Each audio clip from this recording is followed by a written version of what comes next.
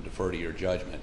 However, I think it's important for me to note for the record that the interviews of these two people were done by SLED agents, one of whom was named as a witness in this case, and the other was listed in the notes as being one of the investigating officers. Just to note that, again, SLED has made another bad judgment in this case. I'm not accepting from your ruling. Yes. I'm just pointing out that this is just a continuum of a calamity of errors. Thank you. And the court has not had any discussion with any SLED agents concerning this issue. All the inquiry by the court has been directly with the suspected parties involved and with the juror. And this is a matter that this long trial with the intense publicity is certainly it would be certainly difficult for any individual to not have some exposure outside of the courtroom to information concerning the case, and to also be tempted to engage in discussions with others. But it is improper, it is contrary to my instructions to the jury daily, multiple times per day, and this juror unfortunately violated that order.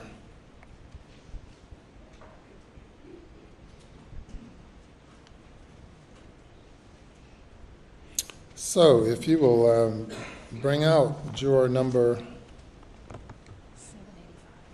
785. Yes. And sir? He's gone.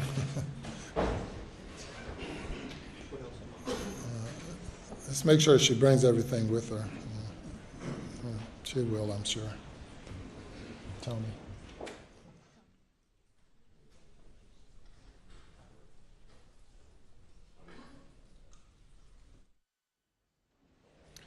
Good morning. Yes, ma'am, up here. In your normal spot's fine. If you would just remain standing for me. Good morning. You doing okay today? All right. I have, as you know, we've had some discussions with you over the past couple of days concerning indications of conversations with few folks not on the jury concerning the case and expressing some opinion about the case. I have reviewed everything, including statements given by individuals and recorded interviews, and concluded that despite my order to not discuss the case with anyone, that intentionally or unintentionally you've had some discussions with some folks not on the jury, and which is going to require me to remove you from the jury. You have been a by all accounts, great juror, and smiled consistently and have seemingly been attentive to the case and performed well, and I'm sure that with all the time you've invested in it, you probably hate not to continue, or maybe you're ready to go, I don't know. But I certainly want to thank you for your service. I'm not suggesting that you intentionally did anything wrong, but that in order to preserve the integrity of the process and in fairness to all the parties involved, we're going to replace you with one of the other jurors. Have you brought everything that you have outside of, you left some stuff in there? What do you have in there? A dozen eggs. Say it again? A dozen eggs. A dozen eggs. Yeah,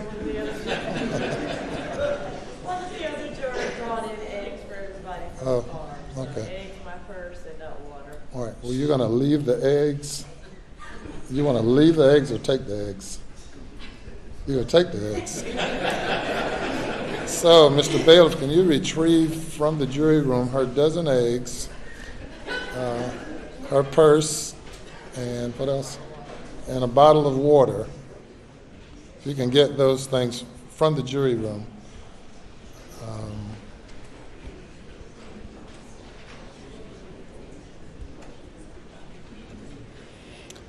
As you know, the identity of the jurors are confidential, not known to the public, and the reason you are still where you are is that cameras are not allowed to videotape the jurors, and we have operated by juror numbers throughout the process, and we'll continue to do so, and your identity will be kept confidential as far as the court is concerned. And we trust that in the event you decide you want to speak publicly about this case, that you wait until after the case is over. You're not encouraged at all to do so, but you have a right to speak to anyone you want to if you decide to do so.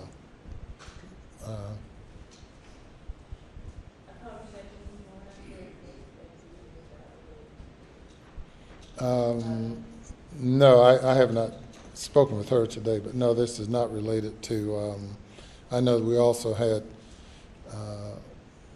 some conversation was brought up concerning your ex-husband, but that's not a part of this consideration at all.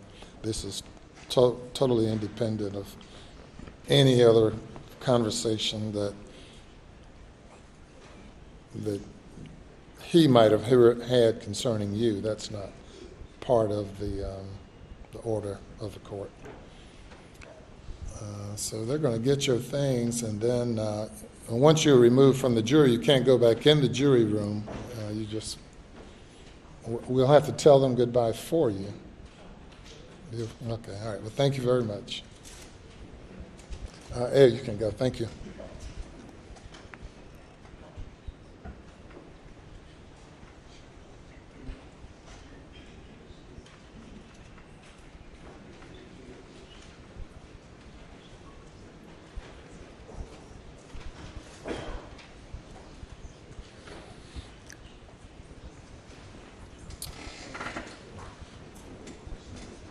We get a lot of interesting things, but now a dozen eggs. It's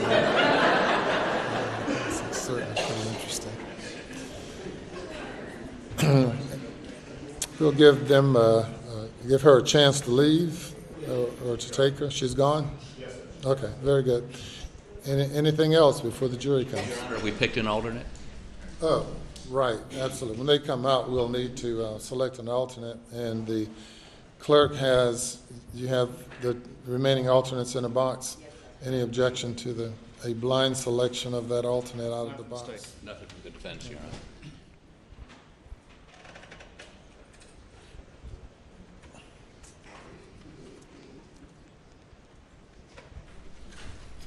Juror number 254. Juror number 254 will become part of the panel, of the deliberating panel at this point. 254.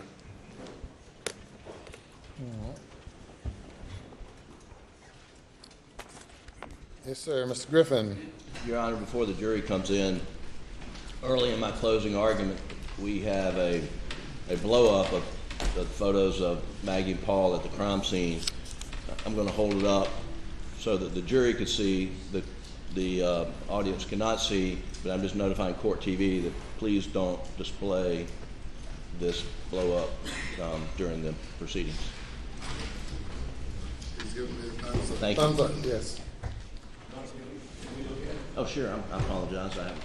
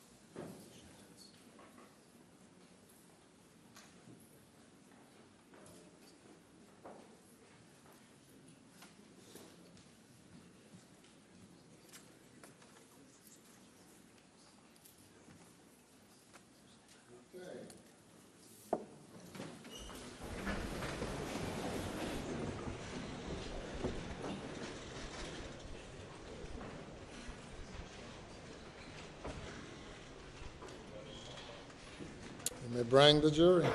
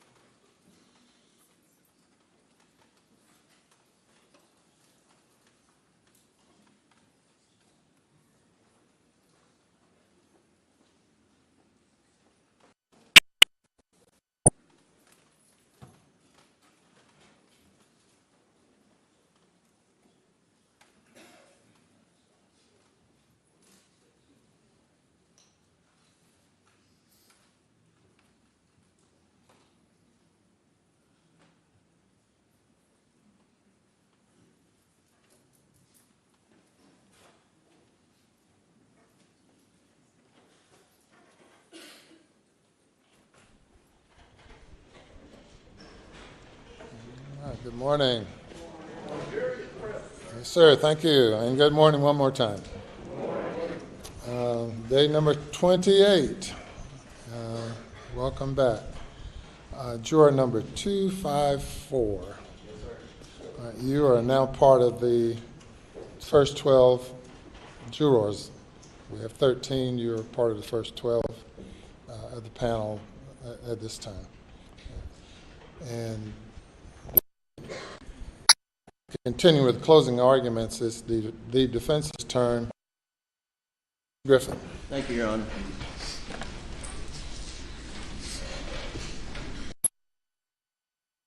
Good morning.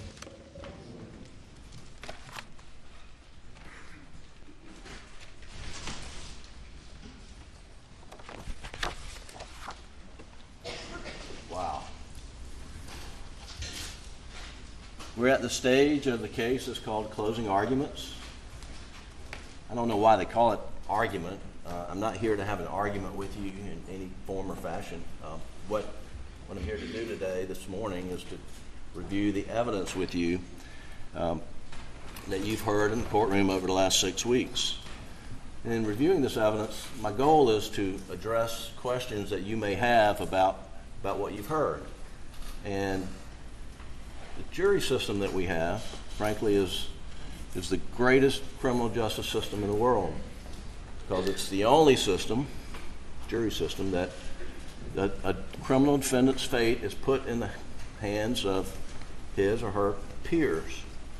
In this country, we don't leave the decision of guilt or innocence up to the governor, to the attorney general, to the prosecutors, to the presiding judge. You, ladies and gentlemen, make that decision. And as perfect as our jury system is, there's one thing that I wish it provided: an interchange during the course of the trial between us. You're all sitting there and listening to what we say, and we don't know what questions you have and what you want answered. By the same token, we may have questions of you that we can't ask. Here's my opportunity to try to answer the questions that I think you have. There may be some things that I go over that you've already decided, and I'm wasting your time, and if I do that, I apologize. I truly do. But I don't, this case is so important, I don't want to leave anything out that one of you may have a question about. I think I can probably speak for everybody in this courtroom that there's one thing that we on this side have no question about. It's that y'all have been ideal jurors. We've been here 6 weeks, and each of you have come every day on time, and you've been very attentive, and it has not gone unnoticed, and we do appreciate you for your service. We know what a sacrifice it is, being away from your home, your work, your family, your personal obligations. Maybe some of you miss vacations, but you've been here in a 3-week trial, and here we are at the end of 6 weeks. And I want to thank you personally. I want to thank you on behalf of Mr. Harpootlian, Mr. Barber, Ms. Fox, and especially on behalf of Alex Murdaugh. In his opening statement, Mr. Harpootlian explained to you that the law governing your service requires each of you to engage in an unnatural task. In every criminal case, jurors are required to begin the process by presuming the defendant innocent. In this case, you were required under your solemn oath as we began to presume Alex Murdaugh innocent of these charges. And frankly, as he explained, that's not natural. When you hear on the news that a crime has occurred and an arrest has been made, you feel a little bit relieved. Thank God they caught him. And frankly, I would not be surprised if some amongst you, when you read in the paper that Alex Murdaugh was charged with the murder of wife and son, that you thought, oh good, they got him. But those opinions, and each of you, when you filled out your questionnaire, agreed and affirmed that you would leave those at the door of the courthouse and that you would decide this case solely on the evidence. And that's what the law requires.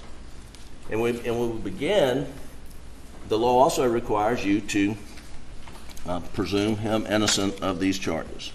Now, I've been doing this a long, long time, and up until the advent of instant replay in sports, it's been very difficult to explain just how to do that to jurors, how jurors can do this, apply this presumption of innocence. And if you're not as interested in sports, I apologize for this analogy, but the analogy is the instant replay.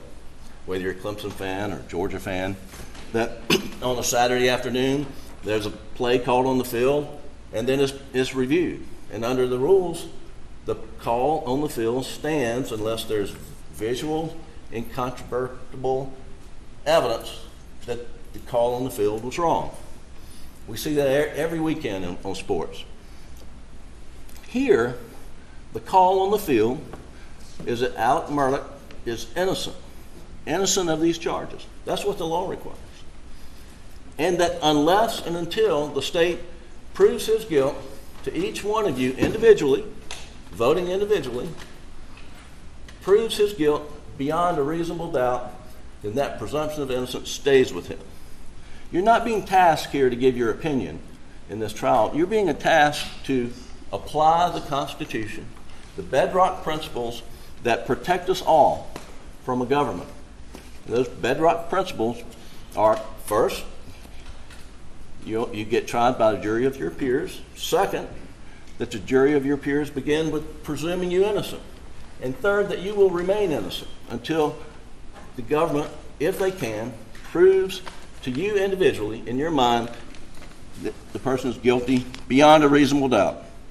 Now, the judge will give you jury instructions on what that means, beyond a reasonable doubt.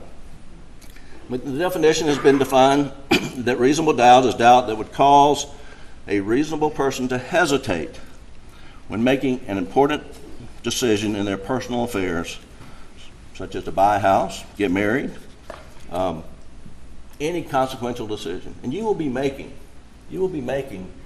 when you get this case, probably later this afternoon, you'll be making one of the most consequential decisions that you will have ever made in your life, I suspect. I don't know all of your backgrounds, but it will be a very consequential decision.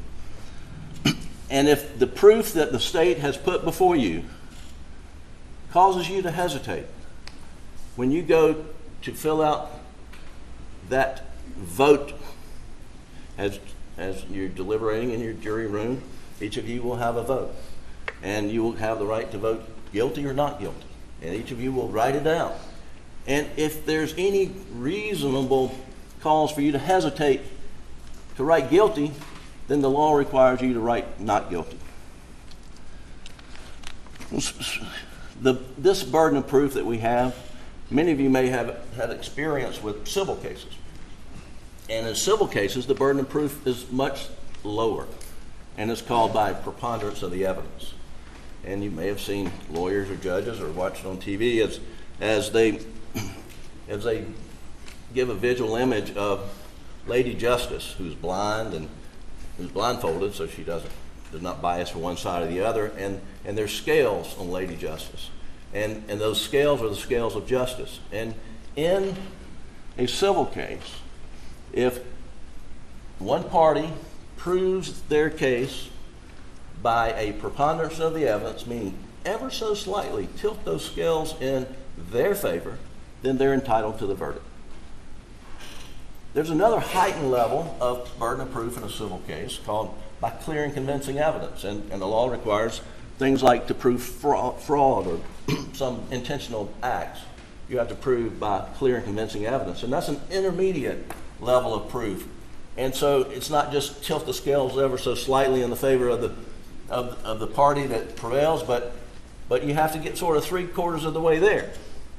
But now proof beyond a reasonable doubt is the highest standard of proof the law recognizes. And it is, you have to tilt the scales all the way to one side in order for the state to meet their burden. Now, a little bit about the verdict. You will have an option of guilty or not guilty. My friend Dick Harpootlian over here he travels a lot. He's been to a lot of countries, and he frequently, he recently returned from Scotland, where he attended a jury trial in Scotland.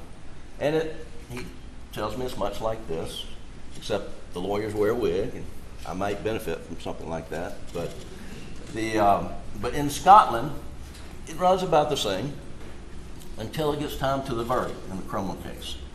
And the jury in Scotland, where we derive our laws from, they are given 3 options. One option is guilty. Second option is not guilty. And the third option is not proven. Not proven. Now here in America, we have combined the verdict of innocent and not proven into one of not guilty. And so when you go to render your verdict, if it's a verdict of not guilty, it's either you concluded that the defendant is innocent of the charges, or that the government has not met their burden of proof, their heavy burden of proof beyond a reasonable doubt. Now, and one of the reasons that defendants are presumed innocent and the government has such a high burden is because in criminal cases, the defendant really doesn't have the ability, doesn't have the resources, doesn't have the lawful authority to execute search warrants, subpoena documents, to prove his or her innocence. And so a defendant cannot secure a crime scene, cannot lift a crime scene for fingerprints, shoe wear impressions, cannot secure telephones and get electronic data in the course of an investigation. So the defendant is limited on what they can do. In this case, on June 7th, 2021, Alex Murdaugh called 911, and Officer Deputy Green, and then followed by other deputies, rolled up on the scene. And he is standing on his property. His wife and son lie dead in a pool of blood each. He's within yards of him, and he had just put a shotgun down. He had just put a shotgun down.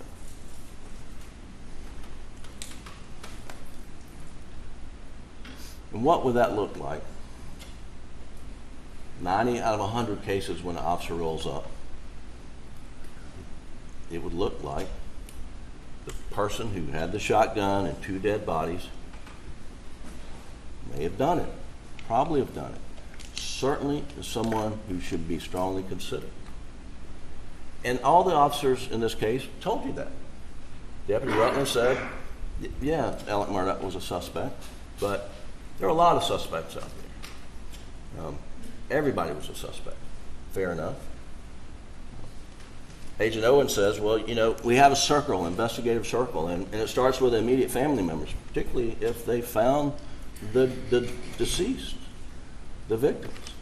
So he's in the circle by virtue of calling 911. And that's fair enough. But what doesn't strike us as fair is that the next morning, on June the 8th, after the gruesome murders of Maggie and Paul, this is what is issued, a joint press release, Colleton County and SLED, that says, At this time, there's no danger to the public. At this time, there's no danger to the public. You have 2 people who have been executed within, y'all are out there, I don't know, is it 100 yards, 200 yards from Moselle Road? They've been slaughtered. And at this time, there's no danger to the public? Does that tell you that on June 8th, law enforcement had decided it had to be Alex Murdaugh? It's a fair question for you to ask yourselves. It's a question that's not been fairly answered in this trial. But we know from June 7th to June 8th, Alec is a suspect and he's in the circle.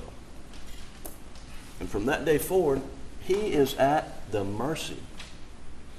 He is at the mercy of the ability of SLED to exclude him from that circle. They have the ability to do the forensic work, they have the ability to interview witnesses, and they have the ability to gather electronic data. And we believe that we've shown conclusively that SLED failed miserably in investigating this case. And had they done a competent job, that Alec would have been excluded from that circle a year ago, 2 years ago, but he would have been excluded. What did you hear from the witness stand? You heard from Chief Barry McCroy. I didn't know Chief McCroy until I got involved in this case, but his reputation is outstanding, and he's a consummate professional.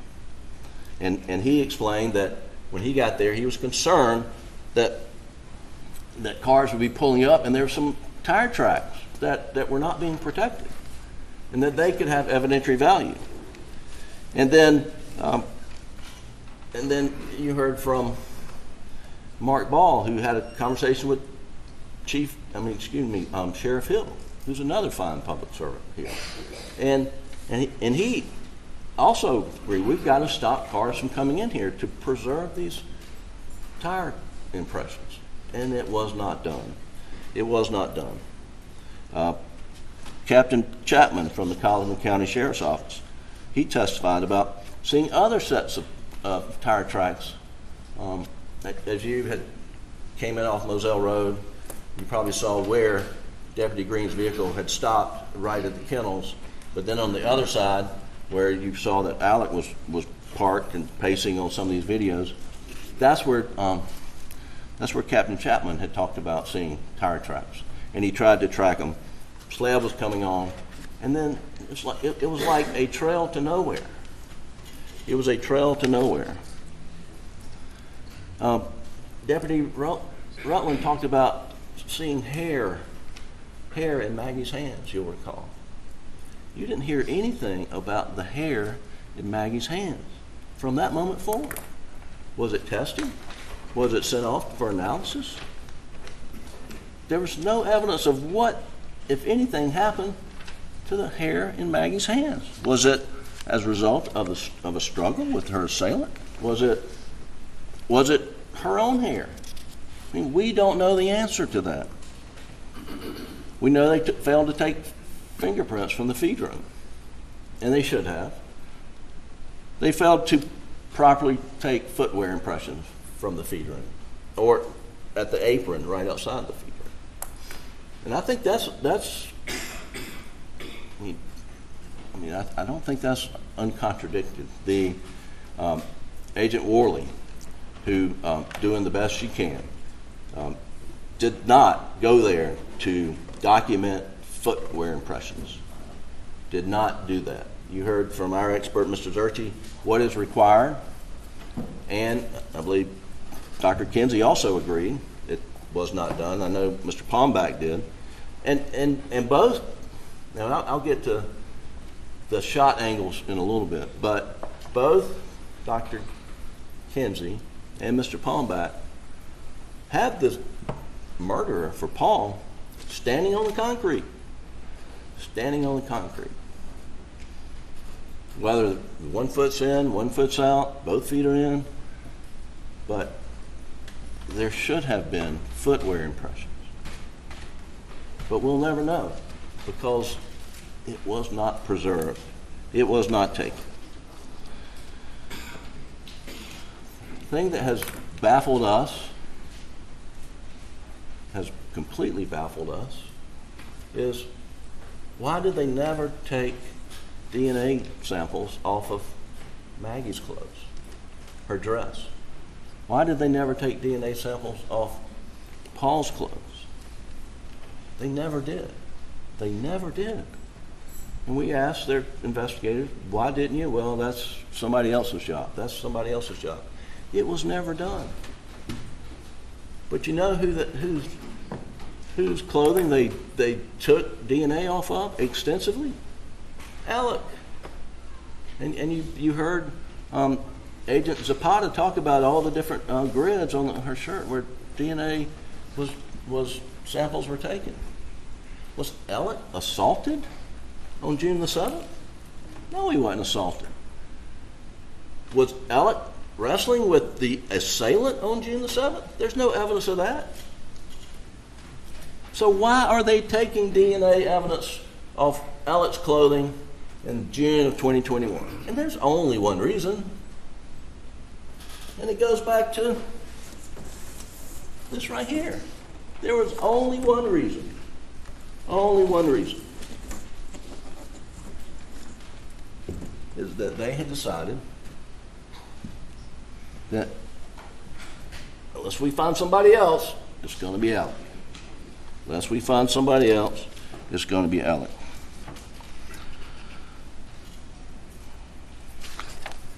And I'll get into more detail about Maggie's phone. And Maggie's phone was not secured properly. Maggie's phone was, well, let me just go right into it. Maggie's phone was found on the side of the road in the morning or early afternoon on June the 8th. Whoever killed her threw that phone on the side of the road, without a doubt. Without a doubt. Alec, from the get-go, has said, you get Maggie's phone, you get my phone, or you get my OnStar data, and you will not see my car traveling down the road with Maggie's phone, because it did not happen. It could not happen. Detective Owen, have you gotten it yet? No, we've not. We sent the black box from on the Chevy to the FBI. It was a new model. Turns out the data's encrypted, and so we haven't got it yet. Well, what about General Motors? I mean, I'll do what I have to do, whatever I can do. And so, well, you know, we're looking into it. We're looking into it.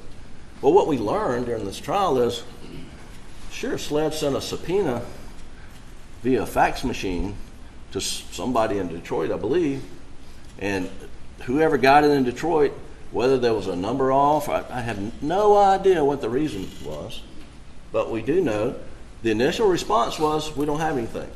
We don't have any OnStar data that you're looking for. There's no indication that SLED followed up with a phone call. There's no indication SLED followed up with a letter. There's no indication SLED did anything other than put it in a file. Put the response in a file. And that was it. That was it, ladies and gentlemen, until somebody watching this trial somewhere contacted somebody at General Motors and said, why don't you guys cooperate with the FBI and SLED on this investigation? And they're like, what are you talking about? So Friday, you know, sometime in the last 6 weeks, lo and behold, here comes all the OnStar data that you got to see. And that would be great. That would be great. But for the fact that when they seized Maggie's phone, it had, they put it in airplane mode. They knew how to put it in airplane mode. Excuse me, I'm losing my voice. Let me get water. I apologize.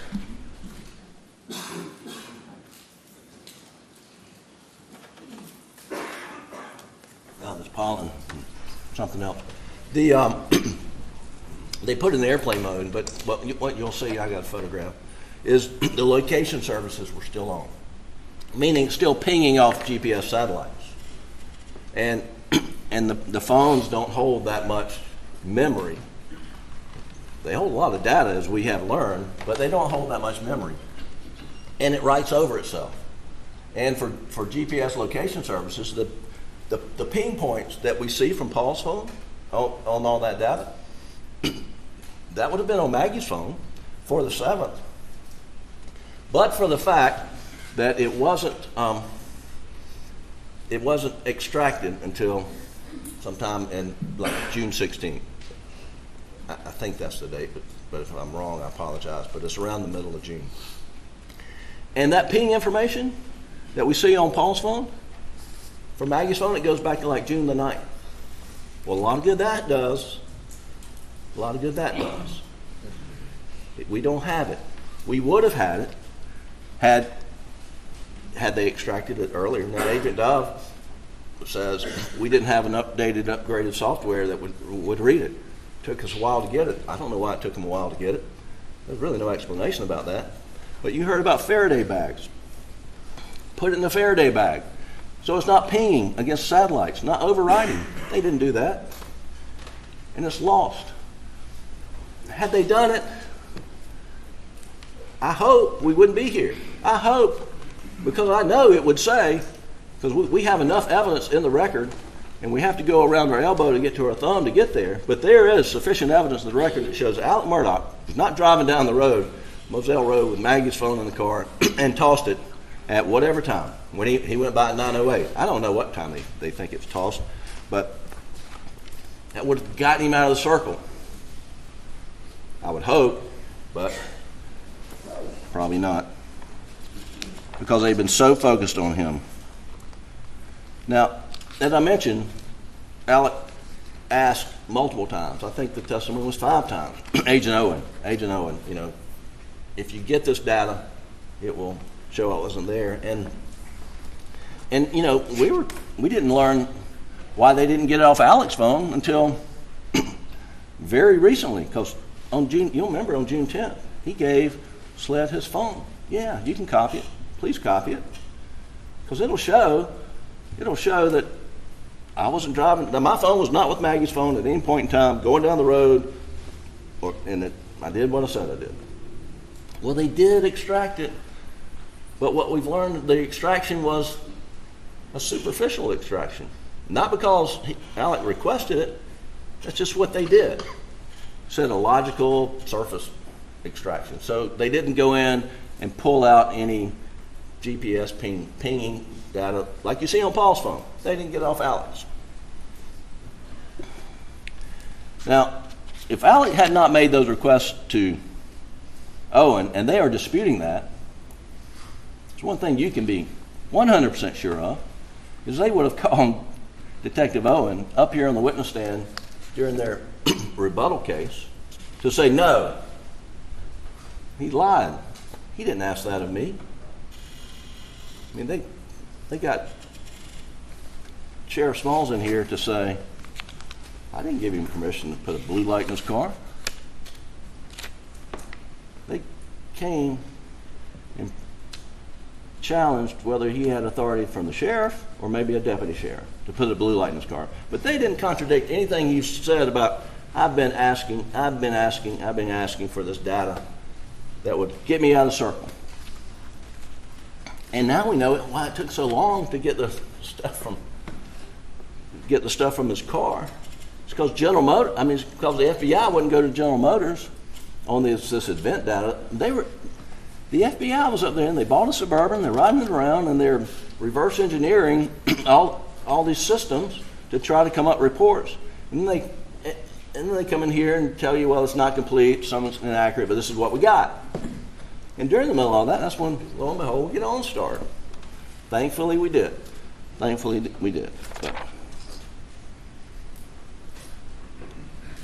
So then we roll into Labor Day weekend of 2021, where Alex, long-time drug problem, his financial issues, misconduct were exposed. And that made him an easy target for SLED. And I hate to say this, but the evidence is crystal clear. From that moment, he started fabricating evidence against Ellen. Well, Mr. Griffin, that's an awful charge. Don't all lawyers accuse law enforcement of fabricating evidence? And I can tell you, this guy right here was a federal prosecutor, was a state prosecutor, and some of my best friends are in law enforcement. And I don't make that claim lightly. Here, what you have heard is they came up with a report that says Alex's t-shirt had high-velocity blood spatter on it. High-velocity blood spatter. What's that? That means you're within feet of a shooting, and they didn't just say any shooting. It said in their report, it says as a result of Paul's murder. High-velocity blood spatter on a shirt as a result of Paul's murder. That was number one. Well, let's stick with number one. Why do I say that is fabricated? Well, you heard Agent Zapata said we did hemotrace confirmatory blood tests on that shirt. That means there was two types of tests. There's a presumptive test, which is what they use a product called LCV that makes it turn purple where it might be blood. But it turns purple on other agents as well, including bleach, you heard. And you also heard that the shirt came out of the bag wet and it smelled like detergent. Anyway, they spray it, it turns purple in places. So they think, well, that must be blood. Next thing they do at the SLED lab is they do a confirmatory test to see if it's blood. 0 for 74, not blood, not blood.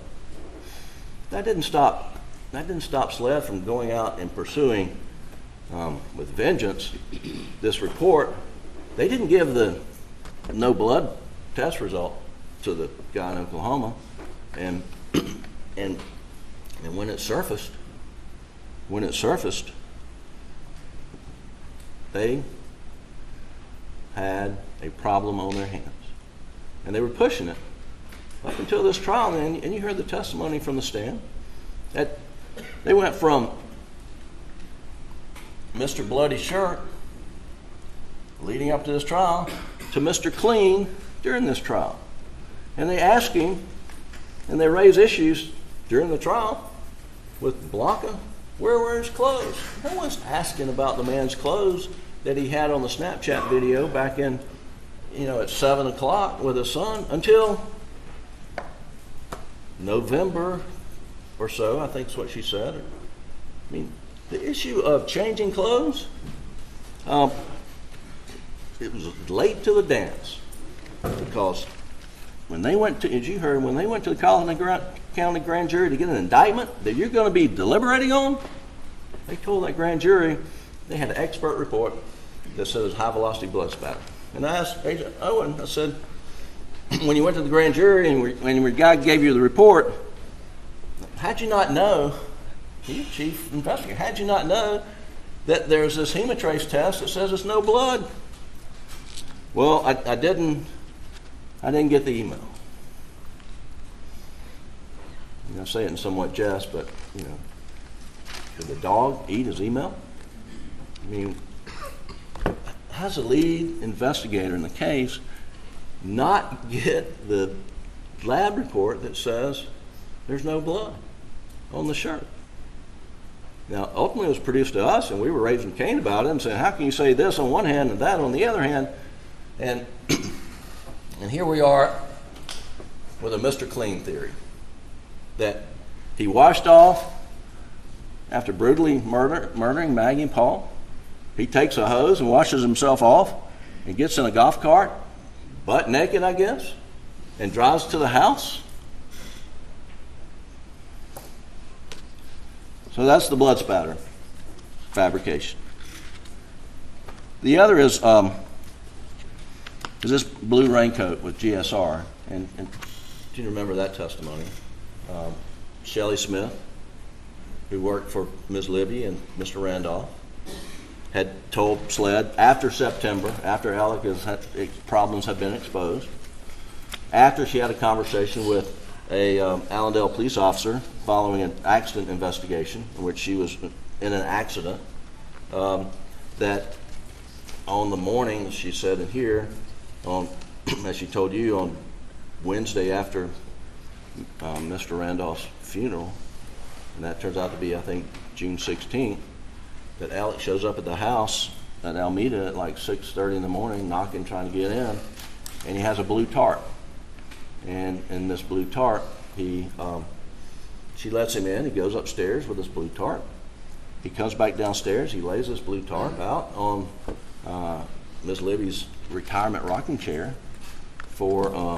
in the living room, and then he leaves. And then she leaves to go to her day job, and when she left, the blue tarp was laying out on Miss Libby's rocking chair. That was her testimony. And so SLED gets that, gets a search warrant, goes to Alameda, and they seize a blue rain jacket. They seize a blue rain jacket. And when they do, they take that blue rain jacket and they show it to just about every family member. Let me get it right quick. So they can think of, and it's defendant's 87, Doug, if you can pull it up. But they show this blue rain jacket to as many family members as they can get in contact with, and the rain jacket is, and no one recognizes it. No one sees it. No one said Alex ever worn it. No one said Paul's ever worn it. No one said Buster's ever worn it. No one said Maggie's ever worn it. Have not seen this blue rain jacket. Has not seen this blue rain jacket. One more thing about this blue rain jacket. When they did the search at Alameda, John Marvin was there. And John Marvin asked him, did you find anything? And they said, well, we found a blue rain jacket back on the property. And he said, well, my dad drives a buggy around, and maybe it fell off the back of his buggy. Clearly, John Marvin was understanding that it was back on the property, and then they asked him to come look at the blue rain jacket, and he was told it was found in the closet. And he said, that didn't sound right, and they never clarified it. Now here's a picture. I'm not even going to put it up, but 411 is a picture of this closet, and you can see the blue rain jacket that's just sort of folded up and stuffed down here at the bottom right. That's the blue rain jacket.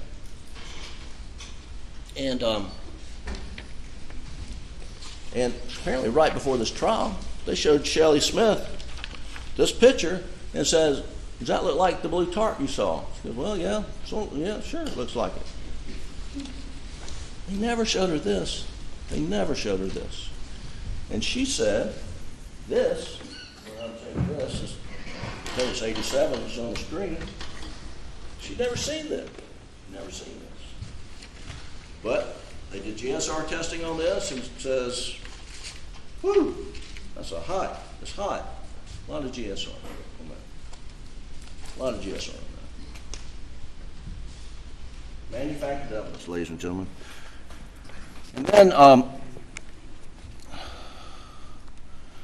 And then there's this issue of misrepresenting what are the type ammunition found in the shotguns at the residence at Moselle. Paul was murdered with first shot was a buckshot. Went through his chest. He was turned this way, went in here, and then out under his arm, and that was buckshot. The second shot was into the head, either depending on what expert and what pathologist, it's either this way or this way, but into the head, and that was still duck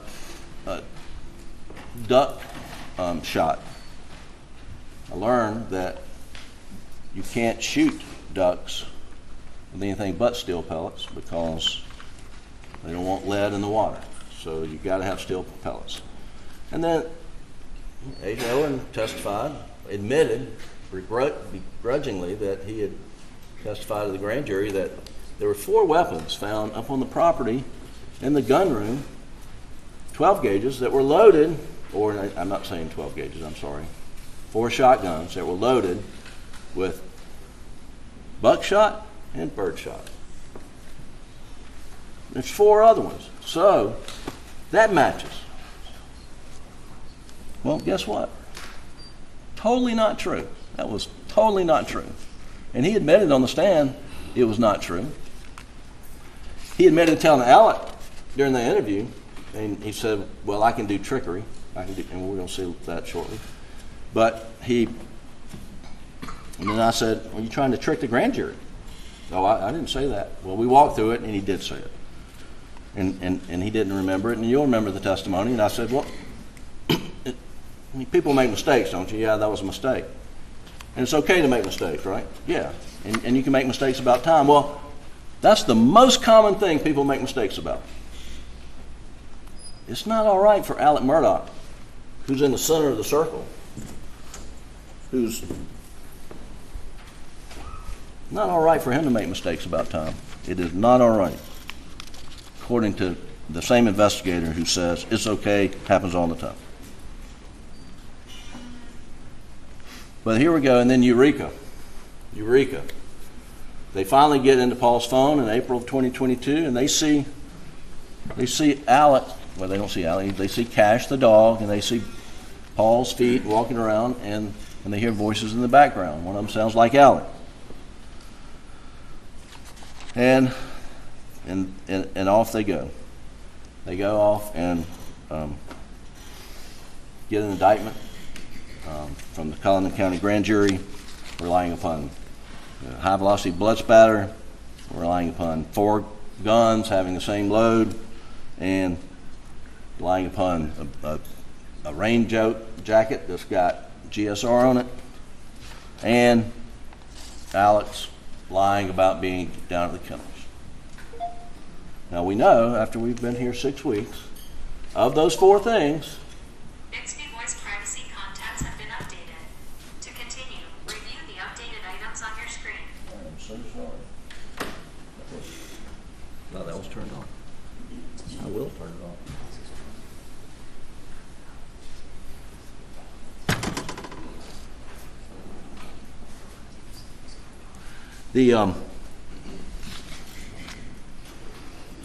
What we know is 3 out of those 4 things that was presented to the Cullinan County Grand Jury that you're going to be deliberating on for the indictments that return aren't true.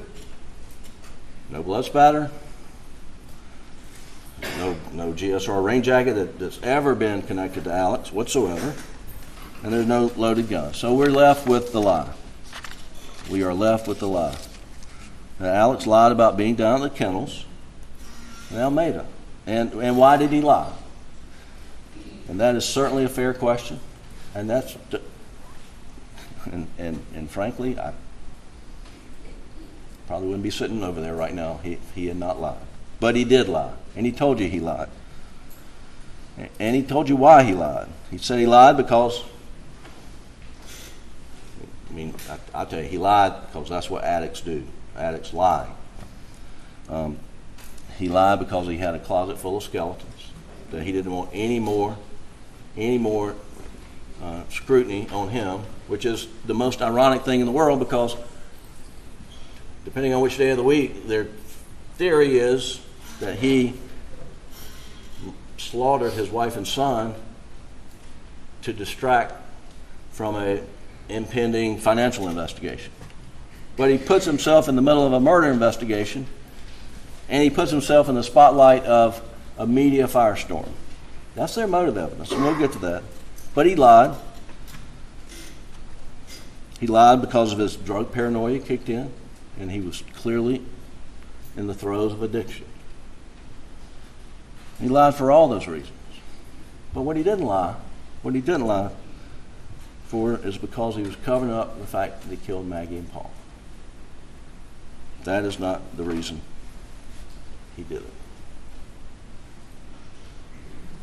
Doug, will you play the dog kennel video, please? I'm going to play the dog kennel video. So just please listen to the voice. Get back.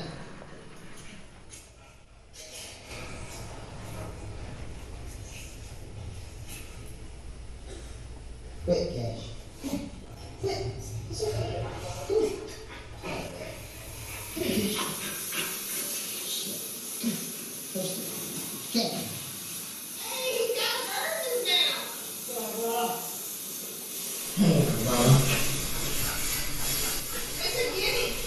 There's a chicken. Come here, Cash. Quick.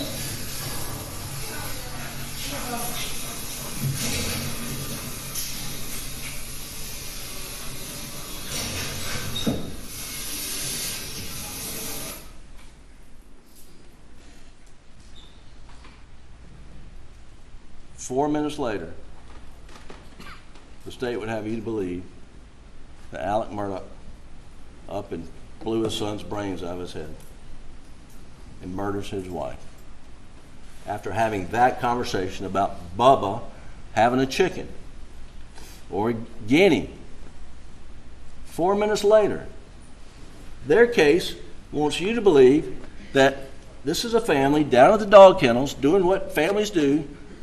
They're checking on a dog, tail, Bubba's out running around, and they're saying, Bubba, got a chicken.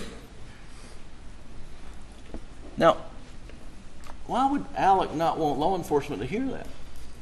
I mean, there's nothing on that tape. There's nothing on that tape that indicates there's any strife, any conflict, any anger, any planning, anybody being afraid, anybody running, anybody scurrying. Nothing.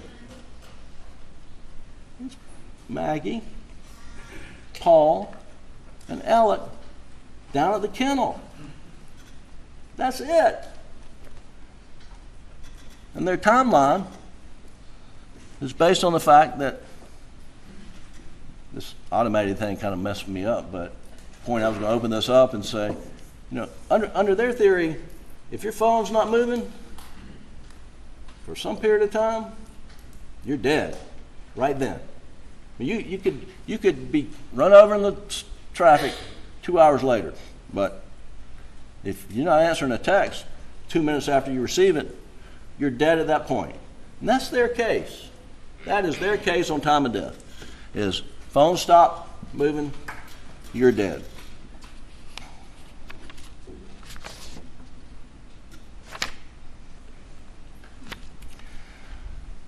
You've heard testimony from a lot of witnesses. I would say practically every witness who took the stand, who actually knew Alec and Maggie and Paul and Buster, testified under oath how much Alec adored Maggie. She was his all. Some people describe Paul as Alec's best friend. His relationship with him was awesome. And that was unanimous. Unanimous. I want to just play briefly a clip from Blanca testimony about Alec's relationship with Maggie. You've also, I think, in multiple interviews with Sweat and other folks, described, I think the words were, Meg.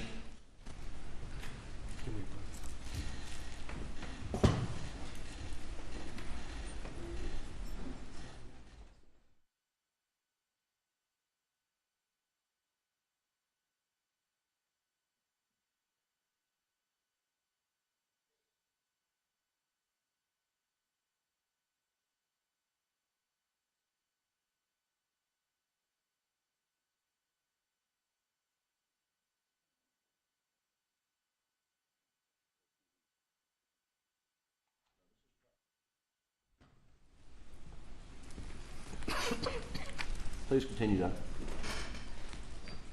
All. Isn't that what you told Slade? Yes, sir. What does that mean, Maggie was his all? he adored her. He loved her. He adored her. Worshipped her. I mean, just treated her as somebody he adored, correct? Exactly, yes, sir. Now, this was her testimony from the witness stand. And then, in every trial, there's you hope you find, some very authentic witness, part of the fabric of America that comes in this courtroom. And we had it in this case, and it's Dale Davis. And I want you to remember what Dale testified about Alex's relationship with his family. Will you play Dale Davis's? Me? When you use the phrase lovey-dovey about Alex and Maggie, what does that mean? It means they loved each other. What, in your presence, you described them as being lovey-dovey, didn't you? Yes. And tell the jury what you meant by that. Oh, every time I always see them, I've never seen that man even raise his voice at his wife or kids. Or his wife. I've never seen him none of them argue.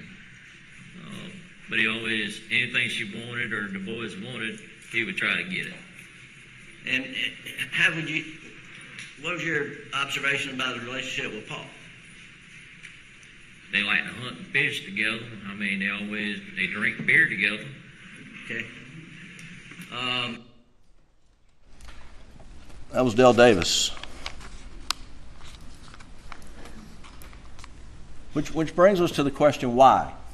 Why would Alex Murdaugh on June 7th execute his son Paul and his wife Maggie, who he adored and loved? Why? The state's theory is that it was a storm a-coming, clouds are arising, and that his financial house of cards is about to collapse and he's about to be exposed. And because of that, he does what every rational person would do: go kill your wife and son. That is their theory of motive. That is their theory of motive. And it worked too, by the way, because he killed his wife and son. Guess what? Jeannie Seconder quit asking questions for a few weeks. Oh, in the boating case, that won't be worth anything now that his wife and son have been murdered, because he's sympathetic. Have you heard such? One thing Mr. Waters and I agree on is the best thing about jurors is you bring your common sense in here, and you use your common sense. And that's what it's all about. That's what your collective wisdom. And just collectively think, individually think, what kind of sense does that make? Alex, his financial house is a wreck. He's stealing money from clients. He's got to produce a financial statement, maybe, in a hearing coming up. And his dad goes back in the hospital that day. His dad goes back in the hospital that day, and he ultimately dies a few days later. Okay, so I get a call. Jeannie comes in. My dad's going to the hospital. Paul's coming home. That'd be a good time to kill Paul, wouldn't it? That is their theory of the case. And if you don't accept that beyond a reasonable doubt, ladies and gentlemen, I submit the verdict has to be not guilty. Because there's no reason for him to do it. No reason whatsoever. Now, you've heard a lot of testimony about these financial crimes, misdeeds, and he told you he did it. He told you he did it to support a very expensive drug habit, and none of that's an excuse, but he is an addict, and addiction is real, and addicts lie, addicts cheat, addicts steal to keep getting their drug. The evidence was permitted in this case for you to hear solely to consider, did he murder his wife and son because he had this storm a-coming, that he was going to be exposed. Is that why he murdered? That's what they say. That's why he murdered. And that's why you're allowed to consider it. Now, Judge Newman in his jury instructions will tell you that's all you can consider it for. You can't consider it by saying, man, I never knew he could do that. So if he could do that, he must be able to do the most heinous crimes in the world. Kill his wife and son, execute him style. I mean, that's a no-no use of that evidence. The only permissible use of the evidence is that sufficient provocation, motive for him to kill his wife and son? Was it sufficient motive, not provocation? And the evidence in the case is that there was no impending financial doom on June 7th. June 7th was a day which frankly was no different than any other day in the frenetic lifestyle of Alex Murdaugh. He had so many balls in the air, and he even forgot his paralegal's name, and I apologize to her. I think Christy. She said he would come in like a Tasmanian devil. I mean, he was frenetic. And they were on to this $792,000 fee in the Ferris case, and they were asking questions at Chris Wilson's office.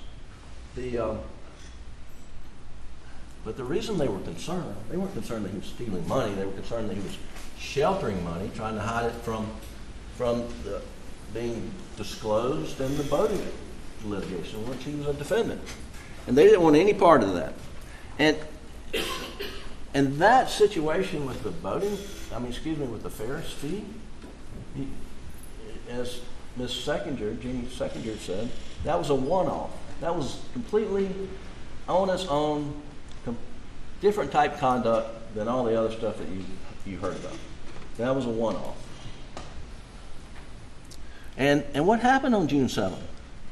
She says, I'm in his office, and he gets a phone call that his dad's put back in the hospital. And she thinks that he told her it was terminal. He may have, I don't know, but his dad is put back in the hospital. He wasn't terminal that day, but the next day he got the terminal diagnosis. Any event, she takes off her CFO hat and puts on her mama bear hat and hugs him and a friend hat and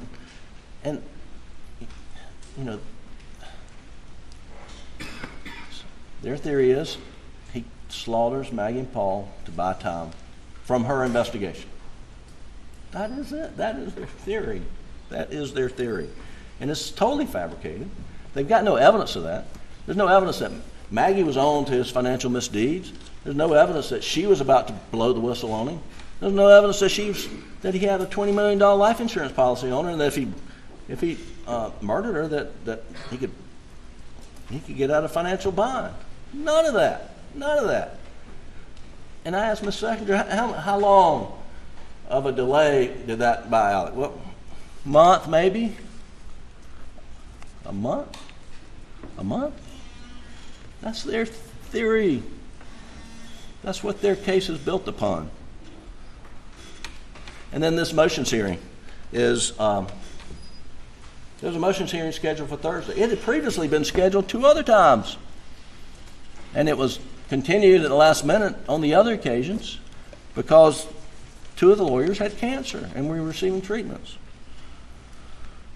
But it wasn't sure it was going to be continued previously. Did he go murder anybody, to get out from under those prior hearings? No. This had nothing to do with it. And, so they brought the plaintiff's lawyer in. He's an excellent lawyer, and he's, like any plaintiff's lawyer. I'm going to clean his clock. I'm going to take everything he's got. That's what they all say.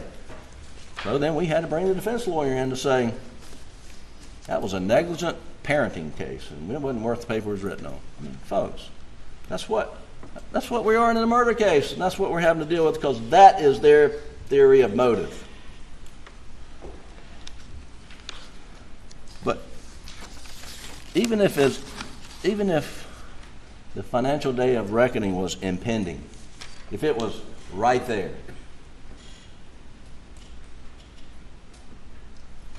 Alec would not have killed the people he loved the most in the world. There's no evidence that he would do that. We do have evidence of what he would do and did do. And if you'll pull up Defense Exhibit 125, which is in evidence.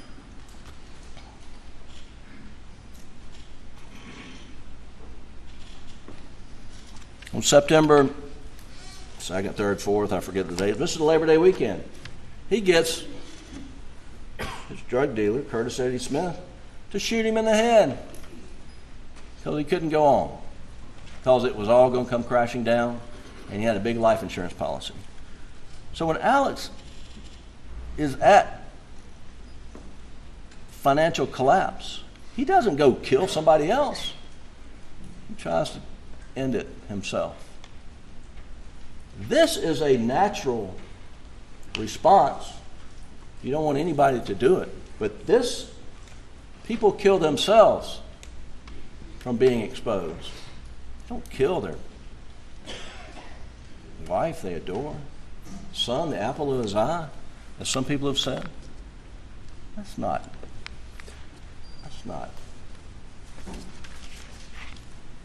That is, I don't have the adjective for that. That is so outlandish. I don't have a word for it. Totally illogical, irrational, and insane. Those are the words I wrote down. For someone to kill their loved ones when their criminal conduct is being exposed. So, you can take that now. Yeah, thank you, Doug. Yesterday we heard a lot from Mr. Waters. And I've been in Mr. Waters' position. As I explained, I was a federal prosecutor for a number of years. I've been a state prosecutor, part-time mostly. And I've done his job. It's a very rewarding job. And I hold him and I hold his office in very high esteem. But there are just sometimes folks just get caught up in a case, they get a desire to win, they get so intoxicated by the attention that's brought on by the case that they start sort of a win-at-all-cost approach. And I'm going to go through some things that Mr. Waters stated to you that just aren't facts and aren't supported by the facts and the evidence that you heard.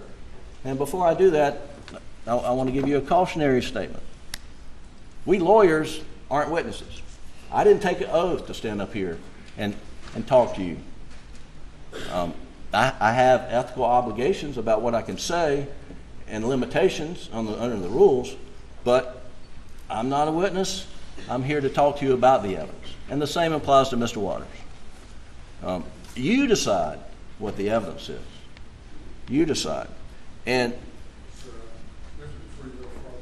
further, we're going to take a short break for about 10 minutes. Please do not discuss the case.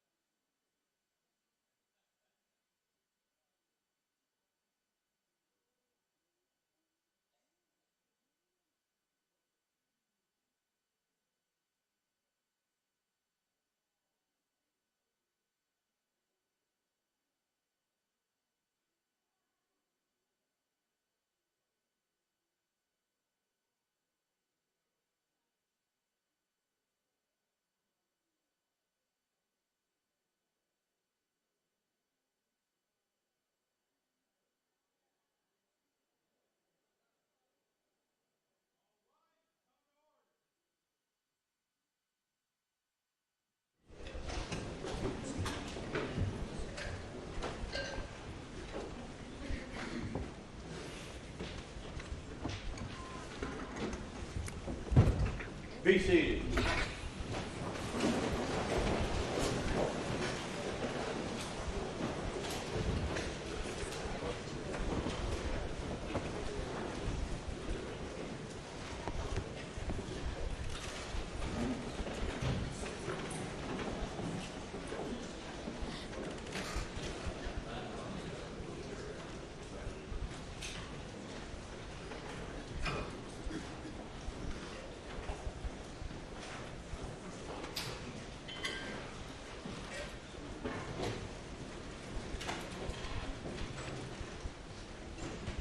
You may bring them in.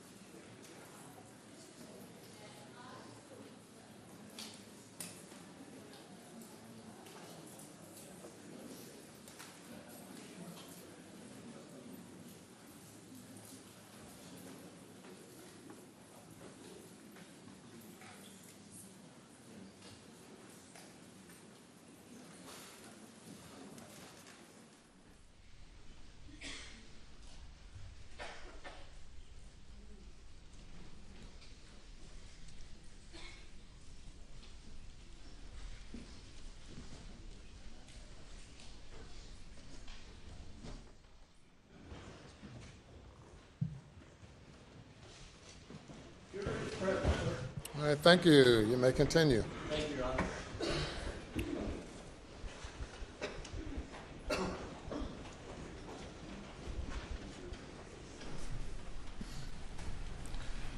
Yesterday in Mr. Waters' closing argument, he said that the evidence established that Paul and Maggie were murdered with family guns. I mean, that perhaps is his view of the evidence, but that's not a fact. In fact, the state's ballistic expert testified that the 12-gauge shot shells, as you found in the feed room, were fired by the same shotgun. That the shot shells, the things that rolled under the door, were fired by the same gun. That's all he testified to as to shotgun. Now, they have put a lot of guns in evidence here that have nothing to do with the crime. So we don't know what shotgun was used. It could have been a shotgun bought at Walmart that afternoon. It could have been a 20-year-old shotgun. But all the evidence, ballistic evidence, is shot shells were fired by the same gun. And that's, don't know that you really need an expert for that, but that's what the testimony was on the shotgun.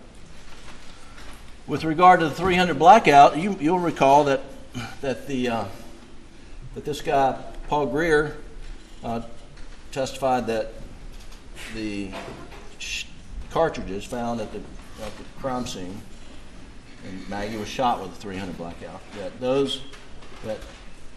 the tool marks, it's called tool marks, that the extractor and ejector marks from the cartridges found at the crime scene matched extractor and ejector tool marks on some cartridges found at the house and some found at the shooting range. And what he didn't say was that where the firing pin breaches that cartridge, which is one of the most reliable indications, it did not match. No match. And he also did not compare projectiles. There was a projectile found. When I say projectile, that's the bullet thing. It went into Maggie's body and broke up. But one went into the dog house and was found in the dog bed. And so they have that.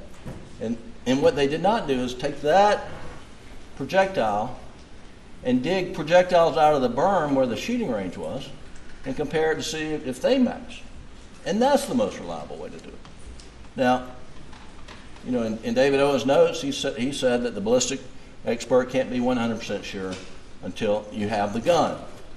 And you heard my cross-examination of Agent Greer, and this tool mark ballistic examination is somewhat soft science. It's come under criticism.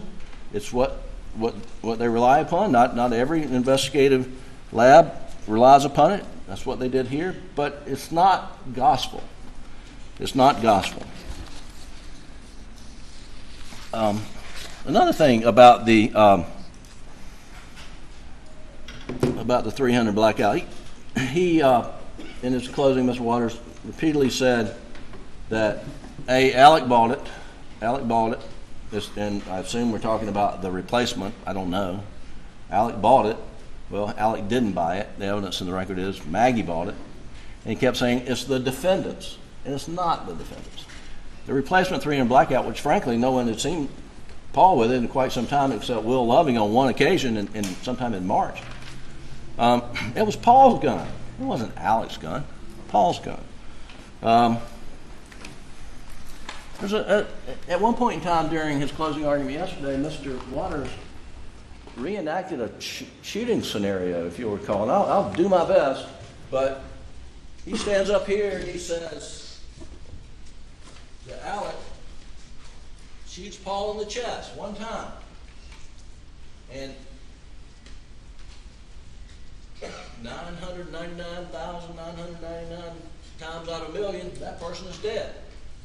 He puts his shotgun down, and he has a 300 blackout right here because he is so smart and so diabolical that he's going to stage it so it look like two shooters. So he's got a 300 blackout here, a shotgun that he just took his son out, but his son was 1 in a million, he says. 1 in a million. Comes this way, so Alec has to put the 300 blackout back down, pick up the shotgun, and shoot Paul. Where in the world does that scenario reside other than in Mr. Waters' mind? It doesn't. It doesn't.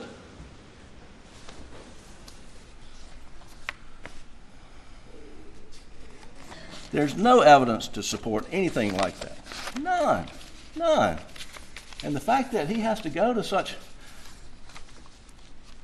gymnastics to come up with the Alex staging a two-shooter theory, I ought to tell you, there's two shooters out there. I ought to tell you, someone to do that. Another curious point in Mr. Waters' closing argument yesterday involves Paul's intuitive talents. You will recall that Alex informed agents that Paul was an intuitive little dude. Referred to him as a detective. That Miriam Proctor, Maggie's sister, said that Maggie referred to Paul as his little detective, her little detective. And in particular when it came to trying to root out whether Alex was still doing drugs. And then he just sort of left it there. Sort of left it there for you to then take it and run with it as if, oh, Paul must have found Alex using drugs. There must have been a confrontation down there at the kennel, and that must have been what happened. Now he didn't go that far in his argument, but he laid it out there for you to run with. But that was clearly the implication. And I want to tell you first, there are no facts to support that. None whatsoever. Let me add another scenario that's equally as plausible. What if Paul the detective learned the source of drugs that were being sold to his dad? What if Paul the detective goes to that drug source, says, cut it out. That's my dad. You're ruining my family. And if you don't, I'm going to tell on you, turn you in. And what if source is a member of dangerous drug gang? No, I don't object.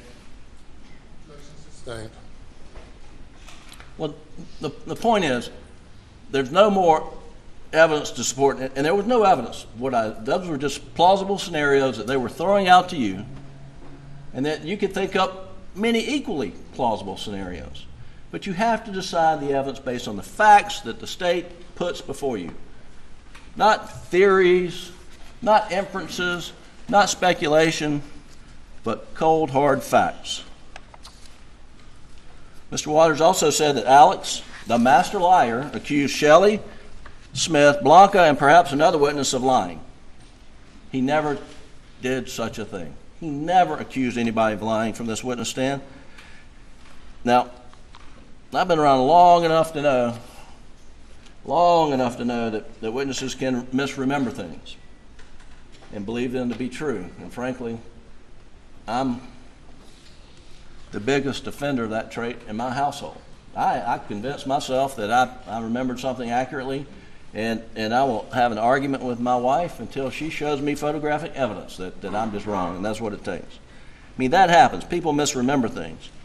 But because we point out that there was an inconsistent fact, that doesn't mean we're saying someone lied, and we never did that.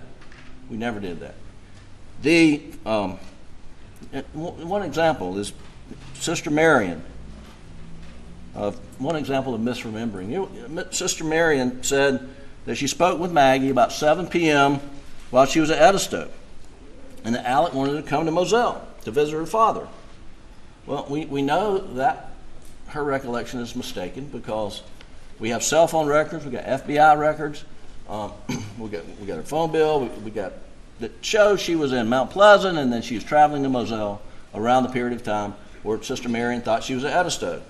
Did not happen. That doesn't mean that she was lying about that. Absolutely not. That's just how she remembered it. And she also said that when she talked to Maggie, that Maggie was going to go over and visit Mr. Randolph at Alameda. But we know from the records that Mr. Randolph had already been readmitted to the hospital. I mean, that's in the records. And that Maggie knew it. We've got Maggie's text to Blanca, I think, in the day saying they're putting Mr. Randolph back in the hospital. We're scared for everybody and hope Alec doesn't go down to the hospital. Well, no reason I'm pointing it out. This is how Miriam remembered it. But if she remembered it incorrectly, and that happens. But because we point stuff out like that, we're not saying they're lying. Now, then the same with Shelley and the blue tarp. She remembers something, we're not sure what. But the evidence clearly is, she says it was on Wednesday, June 16th. And we got FBI cell phone forensics, we've got records, and we got testimony that Alec is in Somerville. He spent the night with his in-laws, the Branstetters on Tuesday, and he stayed there toward the end of the week, and then they went to the mountains at Kiowee. So Alec could not have been knocking on the door of the Alameda house on the morning of June 16th. And Barbara Mixon came in and told you that she relieves Shelley. Shelley works all night, leaves, and goes to work at the school district. Barbara Ann comes in at 8 o'clock and relieves Shelley. And as Shelley recalled it, as the tarp was laid out when she left for work. Barbara Ann came in and said, well, I didn't see it. No time during that week that when I worked was there a blue tarp. I mean, Shelley remembers something, but she's not a blue raincoat, and it's certainly Alec could not have come over there on Wednesday. Now Shelley also says that he spoke to me about times, and that bothered me. And I called my brother.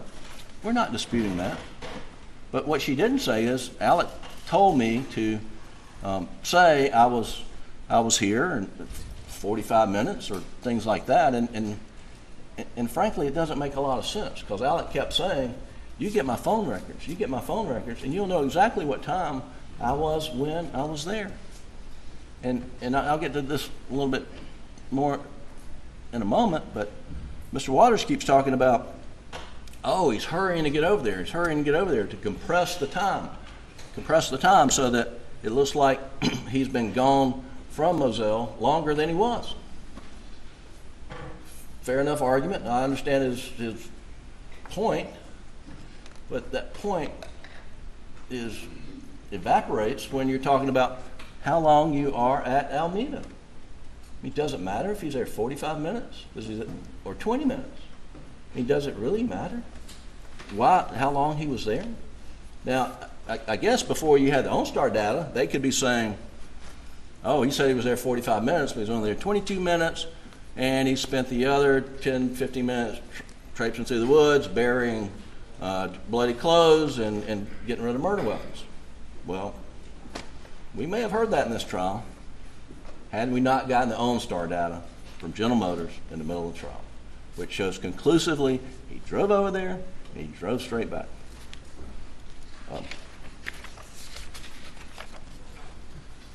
Another small point, he said there's biological material on the Polaris. I don't think that was ever tested. It certainly looks like it, but what we've learned in this case is things aren't always as they seem. They thought they had blood on the shirt. Turns out there's no blood on the shirt. And that this biological material showed that Maggie was running toward her baby. Now, I don't know that there's any evidence which way Maggie was running or what she was running to. There's not. I mean, it's a fair inference, and everyone who knows Maggie would know that's what she would do, and we're not disputing that that would be her mother instinct. And did that probably happen? It probably did, but it's just to state it as a fact. There's no evidence of that. Now, one thing he also said, the cell phone backlight turning on. And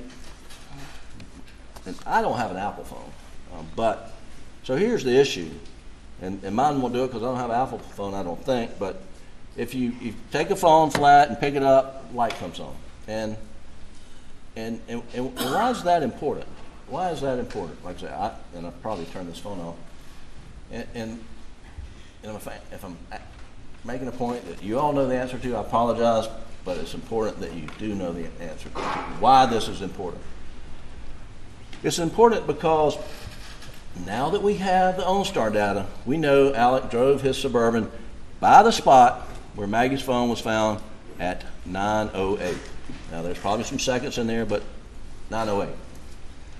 And we know that her phone is in the woods at that point. So the question is, did Alec throw it out the window at 9:08? And the answer is, no, he didn't. Because if you throw it out the window, at a minimum, the display light's going to come on. At a minimum. And when that display light comes on, it registers. These phones say a lot. Lesson learned in this case. It registers in this Knowledge C database, and it says display light on, and it has a time that the display light came on. Well, on Maggie's phone, the display light does not come on at 9:08. Okay? So, means Alec didn't throw the phone out. And yesterday, Mr.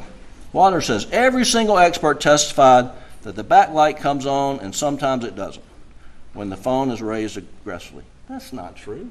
Only one person testified to that. And Mr. Murdaugh, who, over the weekend, he works for Charleston County Sheriff's Department. I don't know why they didn't get SLED agent to do it, but he got a phone similar to one that Maggie had, not Maggie's phone, had software, well, not the same version as Maggie, and he spent all weekend throwing the phone on the ground to see what would happen. Or many hours of the day throwing the phone on the ground. And he comes in here and says, hey folks, sometimes the light comes on, sometimes it doesn't. Well, our expert, Mika Sturgis, says it comes on. It comes on. That's what we're talking about. That's what we're talking about. But folks, we wouldn't even be having this discussion if they had secured Maggie's phone and not put it in a Faraday bag so that the GPS coordinates on the 7th would not have been overwritten. And they were. So now we got a guy down in Charleston throwing a phone around all weekend. Because they are desperate to prove Alec threw the phone out when he went by the and they got no evidence of that. In fact, the evidence is the contrary. He did not. And the evidence supports everything that he had said from the day he had that interview or a couple of days. You get the OnStar data, you get GPS data, you get my GPS data, and you'll know. I'm not traveling with her phone. Never got it. Wrote over it, and now we've got a guy tossing a phone in an office. Doesn't even work for SLED. Not every expert says that. The guys even said that's not his area of expertise. So, let me see if I've hit all. Oh yeah, the last one's about me. Mr. Waters says that I did an HBO interview in November 2022, and he references some things I said in the HBO interview. Well, I didn't, and he knows I didn't. It was testified about. There's an HBO special. I am on it. I'm not telling anybody to watch it, but that was filmed back in, I don't know, spring, summer of 2022. I'm well before he was charged with murder. I'm not on TV talking about his murder charges, but he wants you to think that, and I don't know why. And I took a little bit offensive to that. I really did. And we object, because he was.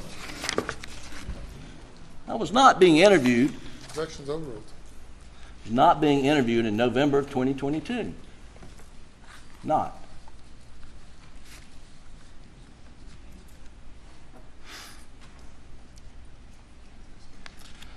So I've asked why. They can't answer that. They don't have an answer as to why. Now how? How could Alec, in the time period we know we're going to get to it, but how could he have butchered Maggie and Paul without leaving a trace of evidence within a matter of minutes? How? We went from why, now how. And the answer to the how is he couldn't. But this is the wrong question to be asking yourselves. Because the question that you are tasked with answering is, has the state presented evidence that proves beyond a reasonable doubt showing that Alec butchered Maggie and Paul without leaving a trace of evidence, all within a matter of minutes? In a matter of minutes. Have they proven evidence? Do they present evidence of that? Proof beyond a reasonable doubt. He was able to make bloody clothes, bloody guns, who knows how much, whatever, disappear in a matter of minutes without leaving a trace. Without leaving a trace. Of course they haven't. A reasonable doubt is doubt that causes a reasonable person to hesitate in one of the most important decisions of your life. And here, there's no direct evidence of Alec doing anything other than he's at the kennel, 8:44, and it's just pleasant family talking about Bubba the dog getting a chicken. So the state's trying to weave this story of his guilt based upon circumstantial evidence. And the judge will charge you on circumstantial evidence, and I have no dispute with what the state put up here yesterday, because that's the law, and you're going to get it. He's going to give you the written document with the charge.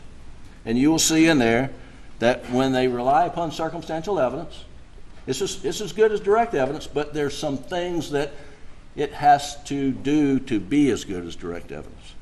And what it has to do, the circumstantial evidence, is that the circumstances must be consistent with each other, and when taken together, point conclusively to the guilt of the accused beyond a reasonable doubt.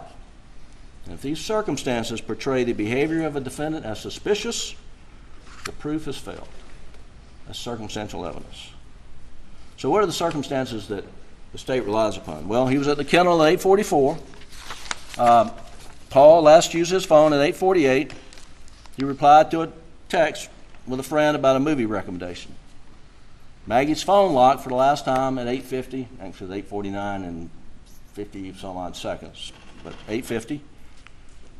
But, however, her phone recorded significant steps around 8:55, and we're going to see that. And her phone tried to activate the camera at 8:55. and it registered an orientation change at 9:06. And I think you pretty much understand orientation change, but when the phone goes from landscape to portrait or Mrs. beats me, but goes from that to that is an orientation change. And the phone will tell you. So it did that at 9:06. And they've got 300 shell casings, the extractor and ejector markings match with casings found around the house and shooting range. So that's pretty much it. And then of the circumstantial evidence of his guilt. Now they want to say, well, he lied about it, so it's consciousness of guilt, but I'm talking about what evidence they have, put all the circumstances together, prove he shot and killed Maggie Paul, and that's pretty much it. And how have they established the time of death here? Solely on cell phone use. Solely on cell phone use. And using the phone or not using the phone doesn't dictate or define whether you're dead or alive. I mean, I'd say most everybody in this courtroom does not have their phone with them right now. Under the state's theory, as I mentioned before, if they die while they're not using their phone, then they're dead the moment they stop using their phone. That's what they have here. That is their case. There are a number of reasons that Paul would stop using his phone. First, so I got two testimonial clips, one from Rogan. Remember Rogan Gibson? If you'll play that quickly, Doug. This is Rogan testifying about Paul's phone.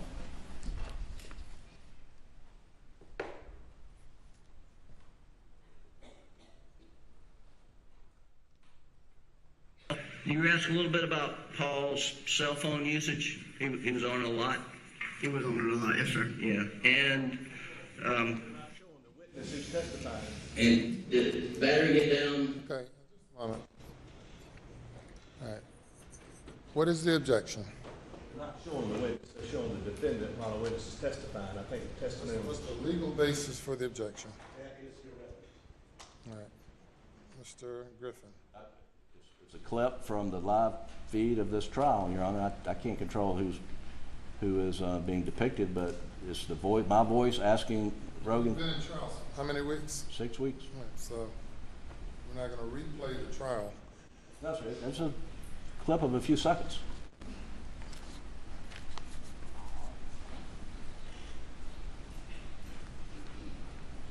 I sustain the objection. All right, take it down, Doug. So you will remember that Rogan said that when Paul's phone, and by the way, if you don't remember and you have questions about it, when you're in jury deliberations, you can always ask to have testimony replayed for you through. You can play the audio without the video. You want to do that? Your Honor, can we play the audio without the video? You're asking me, Yes, what sir. can you do? I rule on objections. Can you play the audio then, please? You were asking a little bit about Paul's cell phone usage. He was on it a lot. He was on it a lot, yes, sir. Yeah, and did the battery get down low pretty regularly? Yes, he would let his phone die sometime or he would lose it.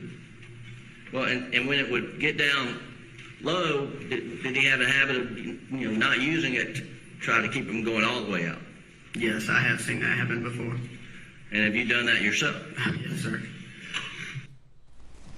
All right, and so you'll know from the photographs and the evidence in the case that Paul's phone was at 2%, and it was on low power mode at the time. He was texting this friend of his about a movie recommendation. And then can you play the audio only of, you remember Nate Tootin, and he testified about Paul putting the phone down when he was working around the kennels. And how would you describe the relationship between Paul and Alex? They had a really good relationship. Would you say that Alex... I don't think that's the right clip. The so Mr. Tootin testified that when Paul would work, he would put the phone down, forget where it was at times, and that it was pretty common for him to put the phone down at the kennel so he wouldn't get it wet. And you recall, Dale Davis, they brought him to the stand. I think they brought him to the stand to make it seem like the hose was unraveled and then it was used and put back. And we know from the video, and you can see it again, the dog kennel video, we pointed out the hose is on the ground outside Cash's kennels. And Mr. Davis says, yeah, that was not how I left it. Someone had put it down, and then I'm going to show you Davis's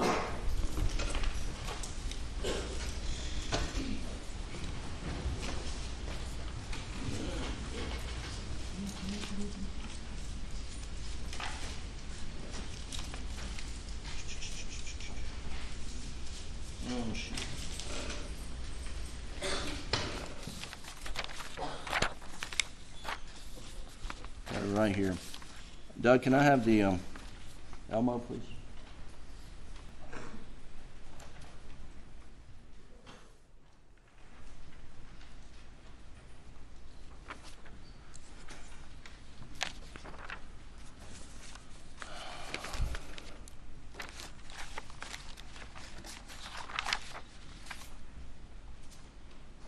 Oh, that's awful.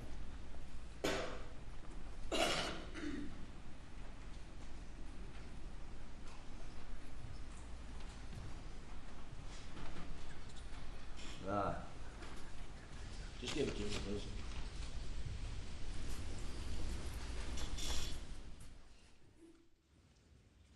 Ladies and gentlemen, you'll have back in the jury room State's Exhibit 503, which is a picture of the dog kennels from the murder scene, and what I'm pointing out on top of these two kennels are dog beds.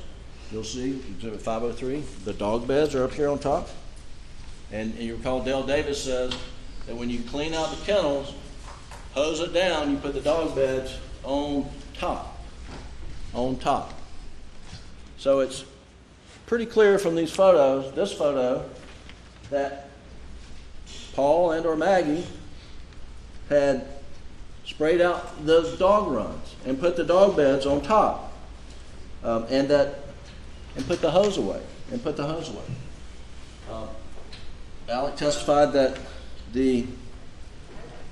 Bubba and Grady had on collars, and we see the collars in State's 45, and so their collars hanging here, but their collars hanging here, and then there's collars here, and the dogs don't have collars on them in the dog picture.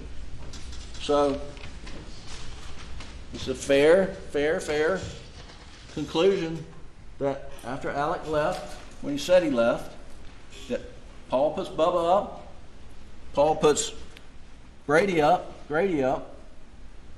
after cleaning out the kennels, and then he goes back into the feed room to get his phone where he was confronted.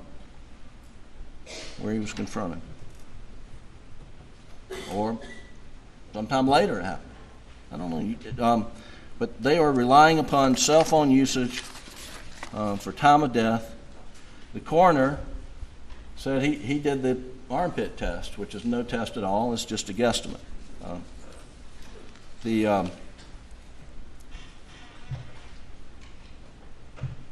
you pull up in evidence? Now I want to talk about Maggie's phone and Defendant's Exhibit 158, please.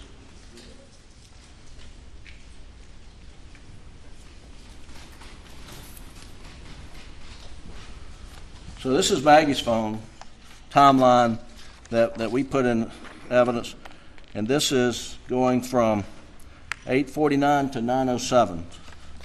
And if you'll just walk through it, you'll see at 8:49:26, last text message read by Maggie. Okay, go to the next one. 8:49:28, backlight off. Go to the next one. 8:49:31, phone locks and remains locked until recovery by law enforcement. It was locked for the last time and never unlocked. 8:53, but on 8:53 the backlight comes on. Backlight comes on. It's being manipulated. 8:53:12, orientation to portrait starts. 8:53:15, phone begins logging 59 steps. 8:53:20, there's a Siri usage, and the testimony is you can get that by squeezing the button. 8:53:24, the orientation portrait completes, so it switches. And then 8:53:28, backlight is off. Next, backlight is on. Backlight is off again. And it's on again. Keep going.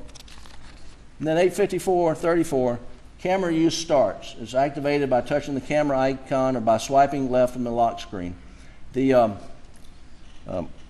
was a question as to whether that could be from facial recognition, and Lieutenant Dove said that information resides in the Knowledge C database, but he did not look for it. Micah Sturgis, our expert, looked for it, found it, and came and told you that was not a facial recognition miss. It was from intentionally activating the phone only for 1 second. Go to the next slide. Camera usage ends. Go to the next slide. Orientation of landscape starts. 8:54:44, it ends. And then 8:55. So the point is, there's a lot going on with Maggie's phone at around 8:55. Keep going. Keep going. And then at 9:03, the backlight goes off. And at 9:04, there's a missed call from Alex. And at 9:04:23, the backlight's off. And 9:04:41, the missed call from Alex ends. So let's back up to, let's go to 9:04:23, missed call from Alex. Okay, and this was the testimony on 9:04:23, and it's important. Alex calls Maggie, and when that happens, you would her backlight was on. Go back one more. So her backlight is on at 9:03:52. At 9:04, missed call from Alex starts. At 9:04:23, and instantaneously, the backlight goes off. Now, you heard the testimony of that means when that call came in, someone pushed on the side to stop the call. Now was that done by Maggie because she was over on the other side of the workshop where we see those footprints that we heard about that were never really analyzed, and that she didn't want any noise coming through? Or was that some bad guy or bad person has Maggie's phone and stops the call? But something's going on with her phone at 9:04, I'll tell you that. And then at 9:04, the next one is missed call from Alex ends. 9:05, backlight on. 9:06, orientation changes to portrait. 9:07, incoming call from Alex. 9:06:14. Keep going, Doug. And 9:06:52. Keep going. And then at 9:07, her phone stops for good.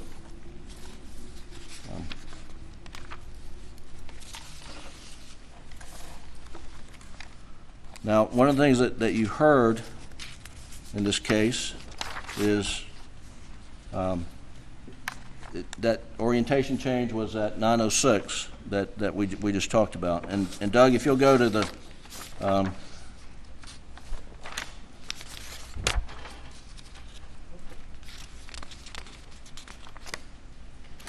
if you go to Defendants 156, please.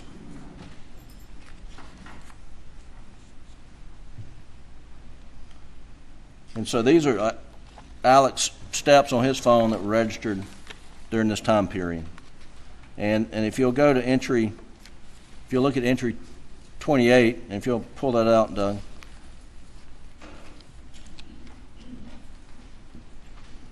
All right, so 28, this is between 9:02:18 and 9:06:47, and this is the time period that Mr. Waters in his argument said was scurrying around because he took. Can just bring it back a little bit more, please. So can we do it so we can see the whole line? Just that's fine. So that so here we see line 28 between 9:02 and 9:06.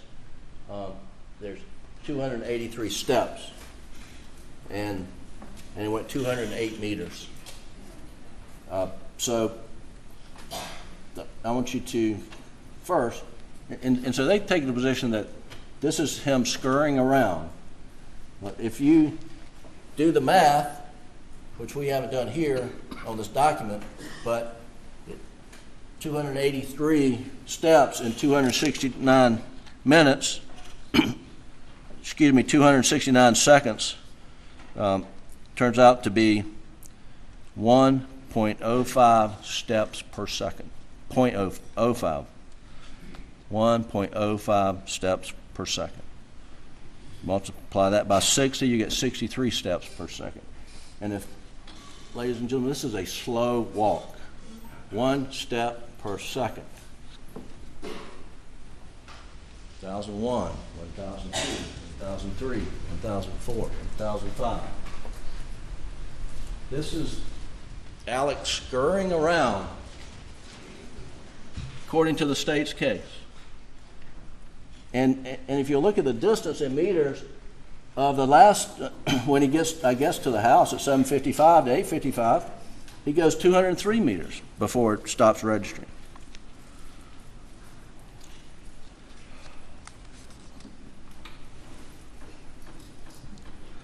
And then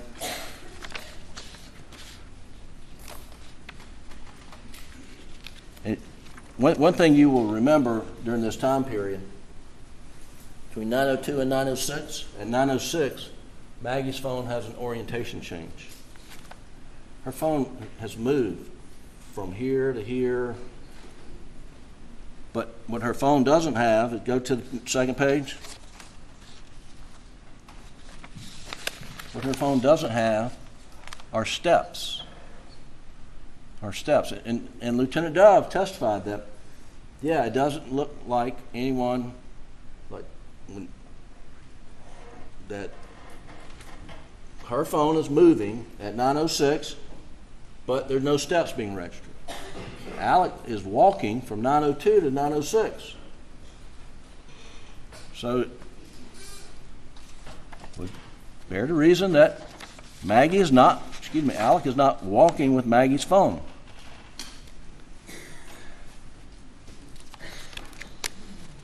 That's the timeline data that I wanted to review with you. The if you'll go to Exhibit 524,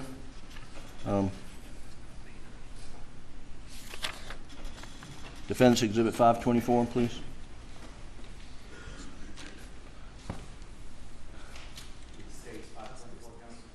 I think it's, yeah, State's 524. I'm sorry. Do you have that?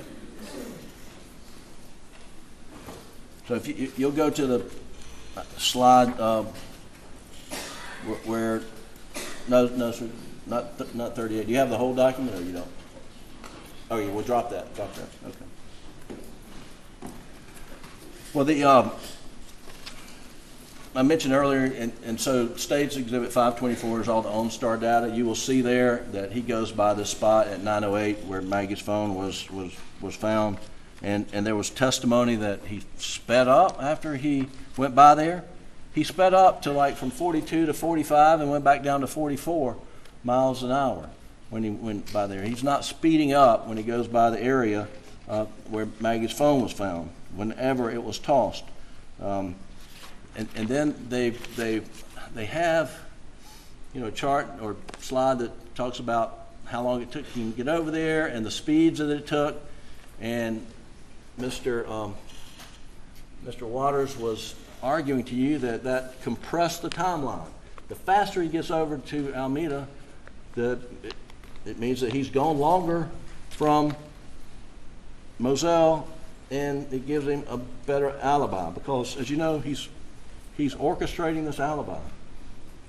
And so he's driving fast over to Alameda according to their theory, and we graphed it out, and he's driving, he's passing some cars, and he is, he's a fast driver.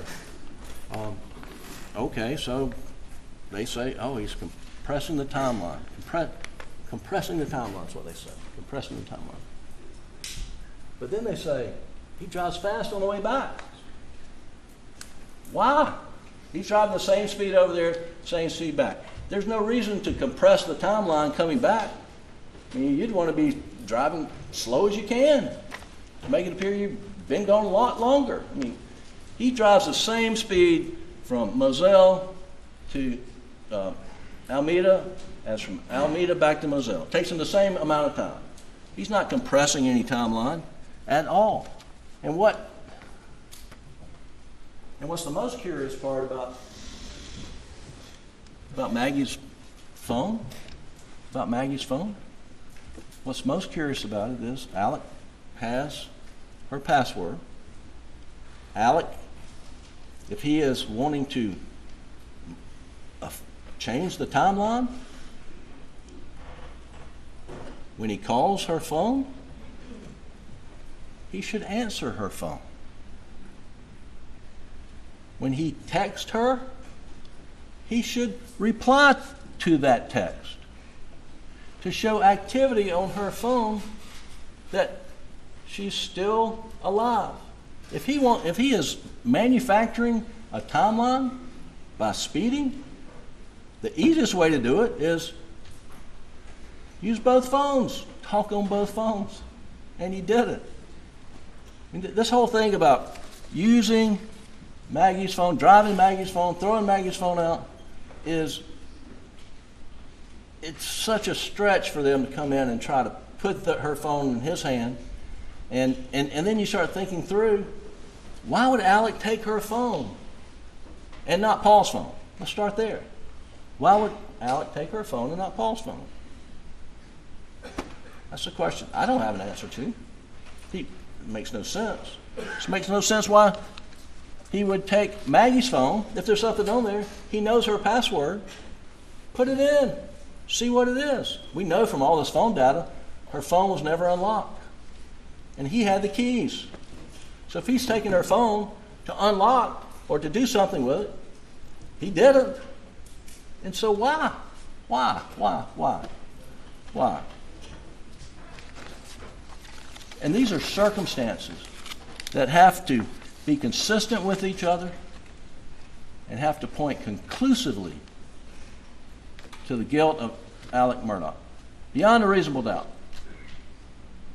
And these circumstances just raise more questions, ladies and gentlemen, raise more questions that we wouldn't have to be dealing with if they had just simply secured Maggie's phone in a Faraday bag on June the 8th when they got it. We wouldn't be here.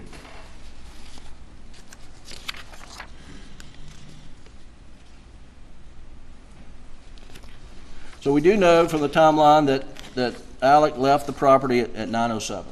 Were they killed before he left? I don't know the answer to that.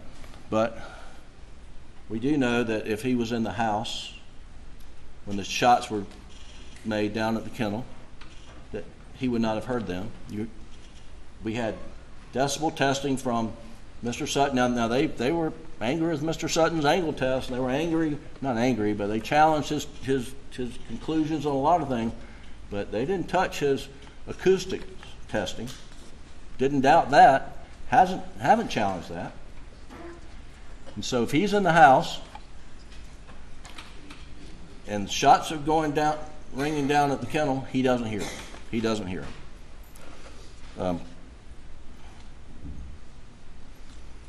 Now, they say that sometime after 8:44, and they peg it 8:48, 8:50, because that's when Paul last responded to a text from this friend of his, but they ignore the fact that it had to be cleaned up, and I think Buster testified that takes 10 minutes at least to get the dogs in, clean up, and et cetera. And then there's all this 8:55 stuff going on Maggie's phone, but let's take him at their theory at 8:50, after having a pleasant conversation, talking about, is it a guinea or is it a chicken, and Bubba, and getting, all right, so 4 minutes later, let's go ahead and kill my wife and my son because I got questioned at the office today by Jeannie's secretary. Okay, that's their case. So let's run with it and see where it takes us. Well, it takes us that he leaves the property at 9:07. So from the moment, if he's got, if it happens at 8:50, he's got 17 minutes. 17 minutes. He would have to be a magician to make all that evidence disappear. As you heard, under either Dr. Kinsey or Mr. Palmbach, Dr. Reamer and Dr. Kinsey, Mr. Palmbach and Dr. Eisenstadt, either way, the shooter's covered with blood on Paul's shooting. And that's what all that testimony was about. It wasn't about trying to figure out who's got the right angles. The whole point of that is, while we ended up having to get our own experts, is to prove the shooter is covered in biological material, covered in blood, covered in everything, because of the blowback. And it wasn't until on reply that Dr. Kinsey said, oh, well, there'd be blowback under my version too. Blowback meaning blood, biological material from killing Paul. So the shooter's covered in blood. The shooter's gun is covered in blood.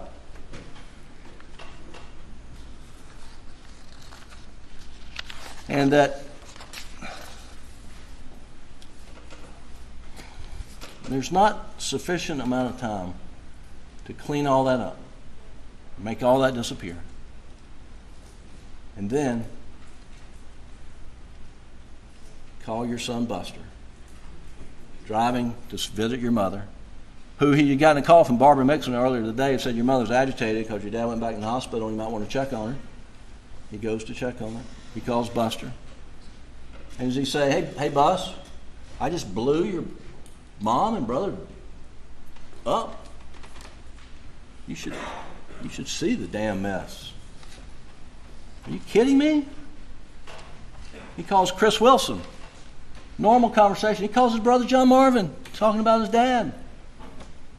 And then he goes over there and he sits down with Shelley and sits on his mom's dad. And he stays there 20 minutes, not 40 minutes or 22 minutes. I don't know. The records show what time. But the fact of the matter is, he's got no blood on him. He's acting normal as every day. He is the same old Alex. Yet their theory is he just blew the people he loved the most in this world, blew him away.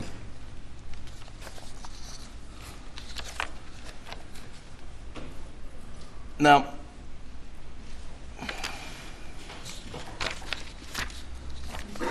I'll talk a little bit about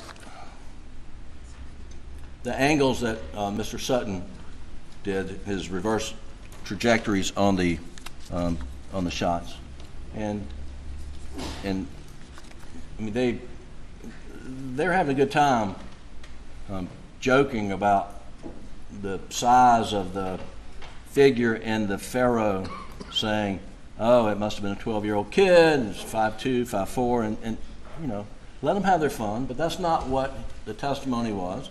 Testimony was that the barrel of the gun has to be at that level to make the shot into the quail pen.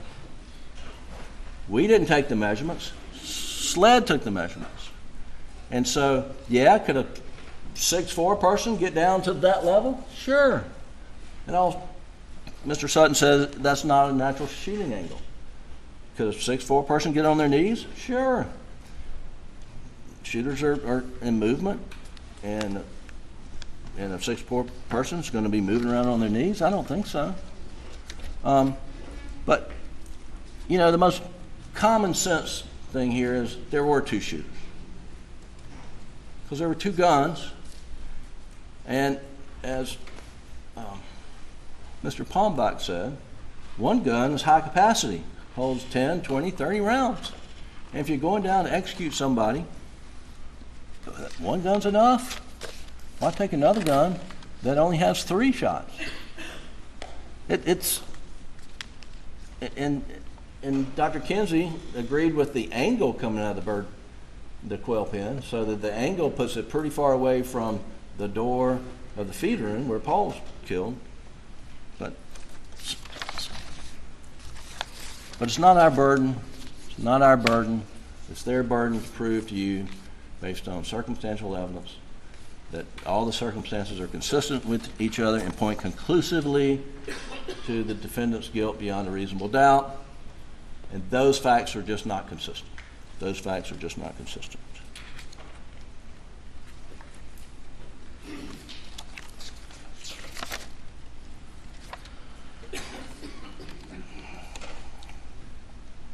I want to say a word about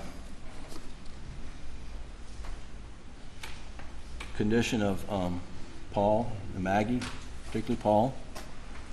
I'm not going to show you any photos, but I think you would agree that it was so bad. It was so bad. And Alec, in the back of the car, with me in the back of that, you could see me on the camera, sitting there and talking to Agent Owen and Agent Croft, and he says it is so bad, they did him so bad. Agent Croft misheard that and said, he said I did him so bad. And I think the evidence is, everyone who's listened to it and everyone who knows what Alex was talking about around that time says they did him so bad. And Agent Owen was in the car, and he doesn't say to you, oh, he actually said, I did him so bad. I think we can put that issue to rest, but that issue points to a bigger question. What would they be saying in this trial if that conversation wasn't videotaped? What would they be saying? We know Agent Croft would be saying, he said, I did him so bad. And then where would we be then? I am grateful to SLED that they videotaped that, so that you'll hear it if you have any questions. I don't think you should, but they did him so bad. That is for sure. Another thing that we're going to clear up right now is Alex's concern for Buster. You heard that, and you heard that in Mr. Waters' closing. That in the statements that Alec made on the roadside shooting in Labor Day weekend, where he tried to arrange assisted suicide, that he told officers that there's no danger to Buster. Of course, there was no danger to Buster because of that roadside shooting, because he knew who shot him, Curtis A.D. Smith. He knew he was trying to get himself killed. But from that, there's going, the reason he knows there's nothing to worry about Buster is because he knows he did it. That's what was just argued yesterday.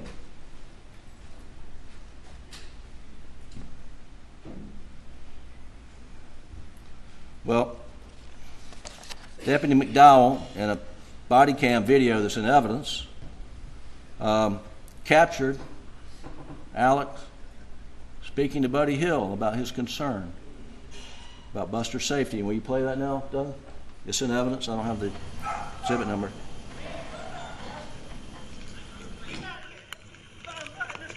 Can y'all get a police officer with my oldest son in Columbia? Can you call Buster? No, I haven't told him yet. Can you play that again? Because I think the... Randy, what about Buster? You got to get... Mr. Bud, can y'all get a police officer officer with my oldest son in Columbia? Can you call back there? No, I haven't told him yet. Did you hear that? Can y'all get a police officer for my oldest son in Columbia? What about Buster? What about Buster? Can y'all get a police officer for my oldest son? Buddy, can y'all get a police officer for my oldest son in Columbia? That's Buddy Hill, the sheriff. And they want to come in here and tell you he wasn't concerned for Buster's safety? Once again, I'm grateful Colleton County Sheriff's Department had body cams. Now you know. You know Alec was concerned. You know Alec asked for a police officer for his son in Columbia, Buster.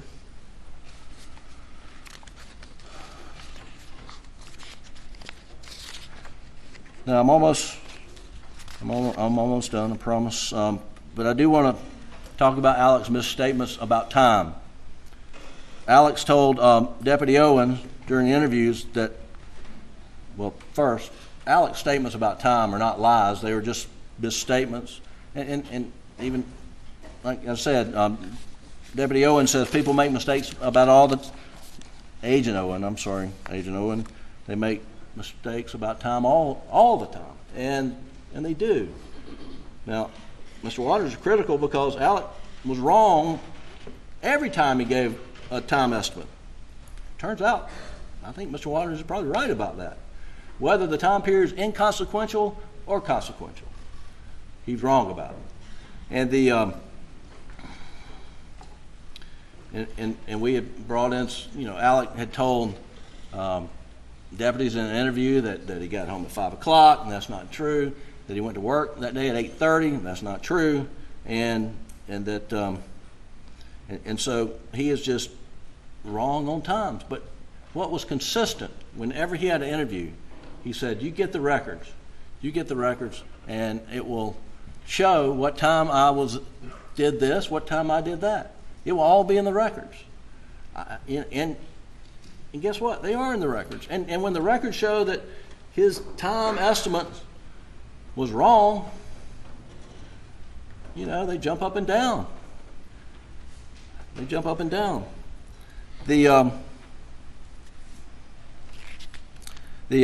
statement to Deputy Green, he says, I've gone to my mom's for about an hour and a half, and I last saw them 45 minutes. Now that I don't know. I frankly don't know if that's wrong or not. I mean, he's talking to Deputy Green about 10:30. Hour and a half from 10:30 is 9 o'clock. I mean, he left at 9. He left at 9:07. But that's that. The question about what he did when he got down to the scene, and he said he ran up to Paul and Maggie, and he left his phone, and then he went back to get his phone, and then he's talking to the 911 operator, and you can hear it, and he says, I've been up to it now, it's bad. He doesn't remember the sequencing, and I don't think anyone should hold that against him. Mr. Waters gets up here and says Maggie was running to her baby. Alec was running to his baby.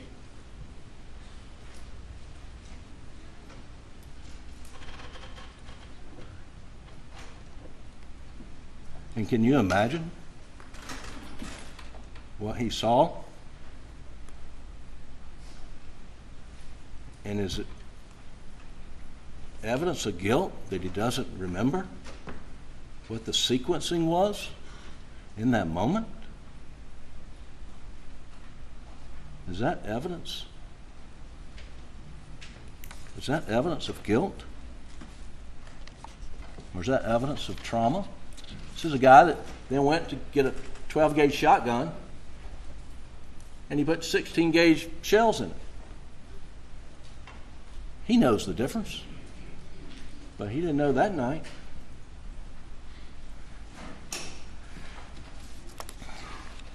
And I'm not quite understanding what the state makes of this. Did he not go up to their bodies? Because The forensic evidence sure speaks to the contrary. What we have is Maggie's DNA all over his T-shirt, and you heard that from Agent Zapata. We have Paul's DNA on his T-shirt. How did he get Paul and Maggie's DNA on his T-shirt if he didn't touch them? If he brutally murdered them, hosed off down there next to their dead bodies, got in a golf cart butt naked, drove to the house, changed clothes, went over to his mom's, goes down, calls 911, then searches for Whaley restaurant menu and checking emails, waiting for the police to show up. How does he get their DNA on his body? Because it's on there. Their forensic lab tells you that. Because he went up to them and touched them. And then there's a spot of blood on the Suburban steering wheel that was Maggie's. And we know that the Suburban was never down at the kennel, thanks to the OnStar information. I'm not sure that was an accepted fact until OnStar sent their stuff in, but the Suburban never went down to the kennel until after he returned back from Moselle. So we know the blood got on the steering wheel after he checked Maggie like he said he did on the 911 call. And then there's a spot of blood on the gun that he went to get. And then there's GSR. There's GSR. There's 3 particles of GSR on his shirt, 3 particles of GSR on his shorts, and 1 on his finger. And the SLED agent testified that's consistent with transferred GSR when you pick up a gun.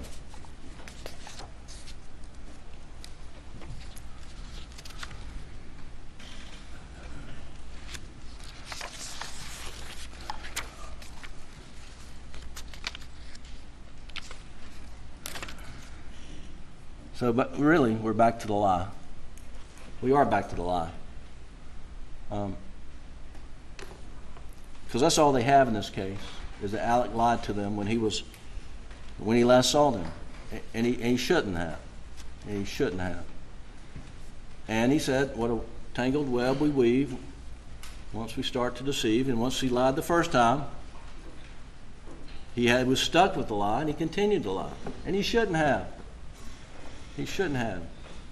And he told you, what was going through his mind. Probably wasn't rational, but he was in the throes of an addiction, and he had just found his wife and son murdered. And he's being interviewed. He'd been swiped for GSR, and he does think David Owen is the guy that investigated his friend. But he was wrong. He told you. Turns out he was wrong. But I thought that's who it was that night. And he was under investigation. He was being accused of obstructing the boating accident investigation. And he's under investigation by SLED for that. And he had all these skeletons in his closet. And he was wanting to get them away from him and looking for the real killer.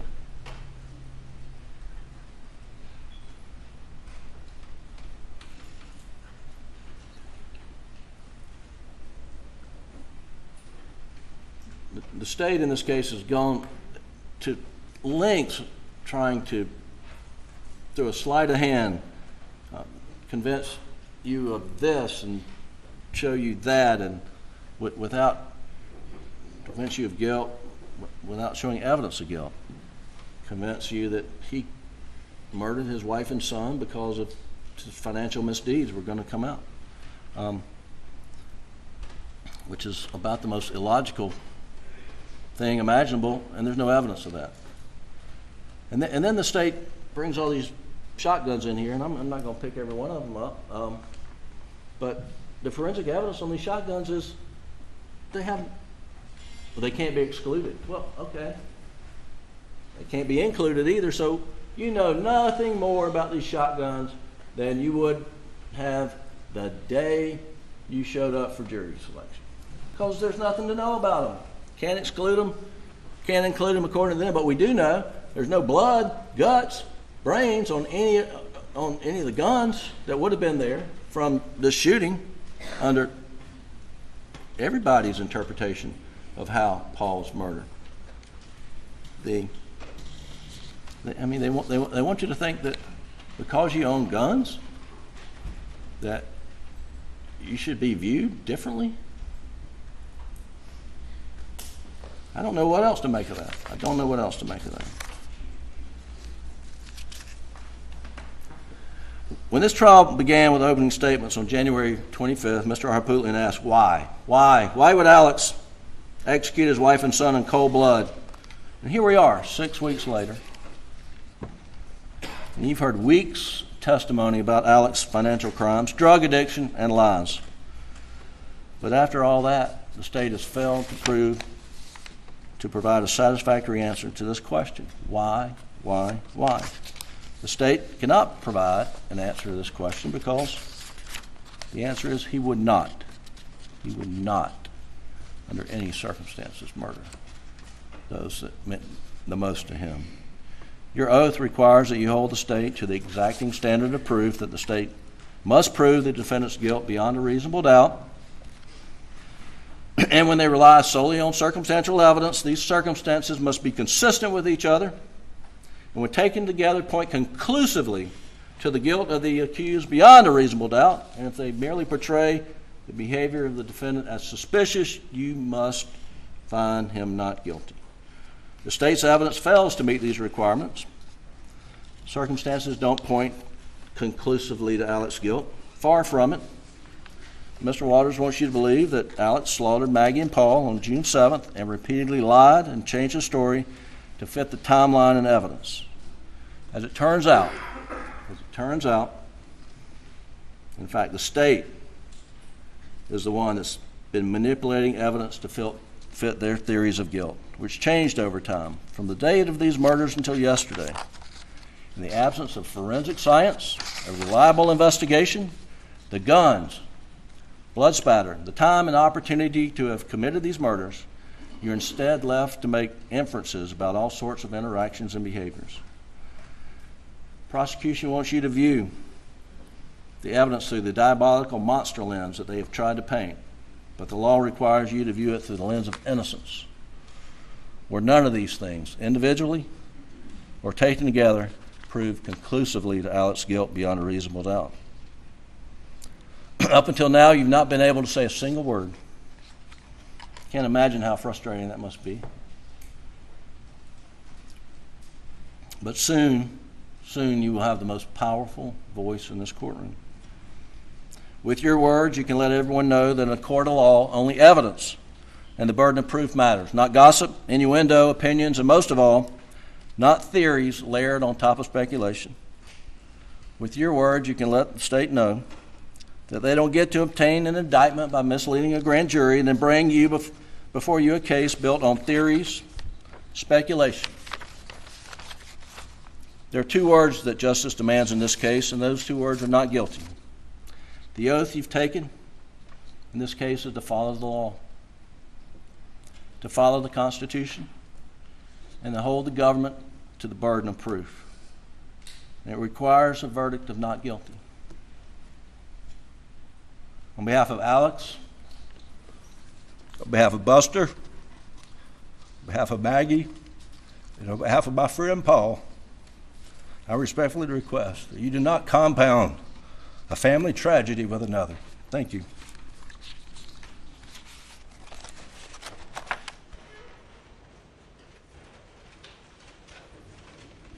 Ladies and gentlemen, we'll send you to the jury room for a break. Please do not discuss the case.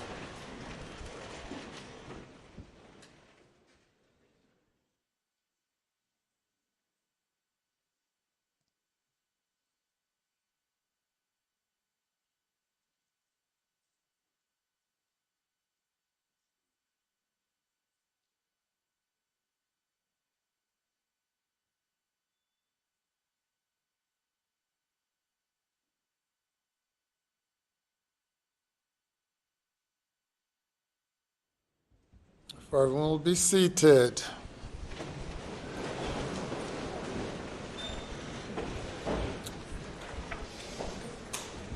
So, Mr. Meadows, are you closing on behalf of the state?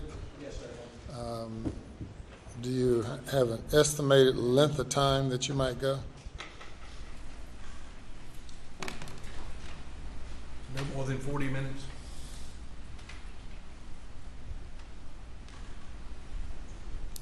You ready to go? If you give me, I just need to go to the bathroom. Sure. All right, we'll take a 5-minute recess.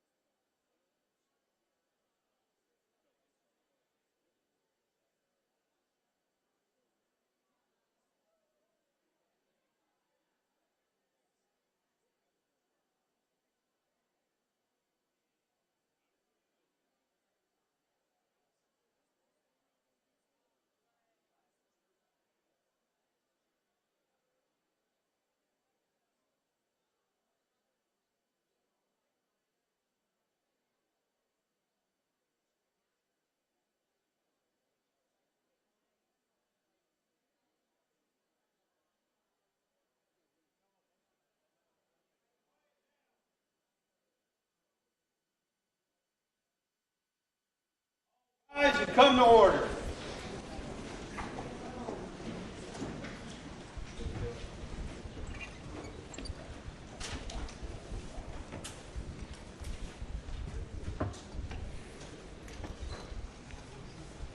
Be seated.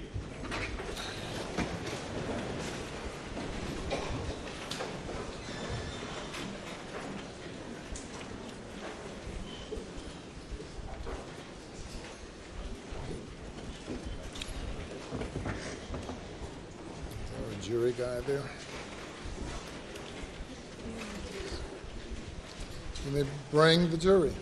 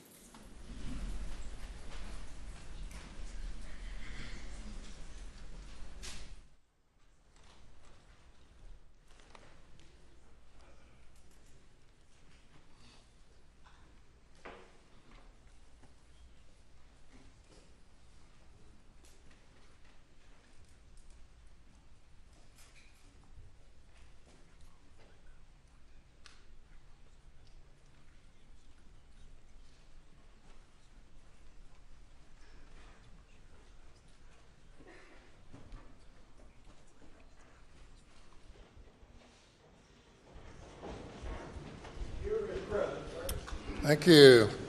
Ladies and gentlemen, the state gets an opportunity to do a rebuttal. Mr. Meadows. May it please the court.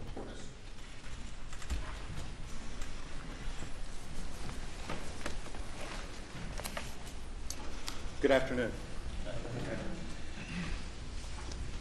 On behalf of Attorney General Alan Wilson, Deputy Don Zelinka, Deputy Attorney General Craig Waters, and this entire team, and I want to name them all, but thank you for being here.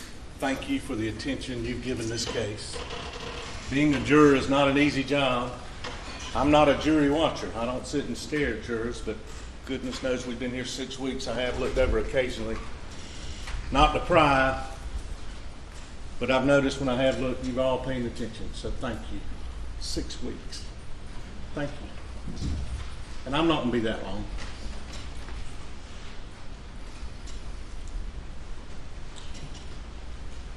Your clerk, Ms. Hill, has done an outstanding job bringing the world to Colleton County, bringing the world right here with her hospitality, her grace, making everything as convenient as she can. But the one thing she didn't do and couldn't do is give you a booklet on how to be a juror. 5.5 weeks ago when y'all got here, 6 weeks ago, she didn't have that pamphlet for you because they don't exist. There's not a book on how to be a juror. But you have been preparing for this moment in this courtroom to decide this case your entire life. And it's called life. It's called living. It's called experiences. It's called interacting with your spouse, your children, your neighbors, your coworkers, your good experiences, your bad experiences, evaluating people, and deciding what's credible, what's believable. It's true in every case I've ever tried in my 34 years of doing nothing but murder cases. Credibility, believability. And I agree with Mr. Griffin. When I looked at this case the first time, I said to myself, this is a CSC case. Now, in our world, that means criminal sexual conduct. It's not a criminal sexual conduct case. This is a common sense case. And you didn't leave that common sense with you when you came here 6 weeks ago. It's with you now. It's been with you during the 6 weeks here and you're going to take it back into the jury room.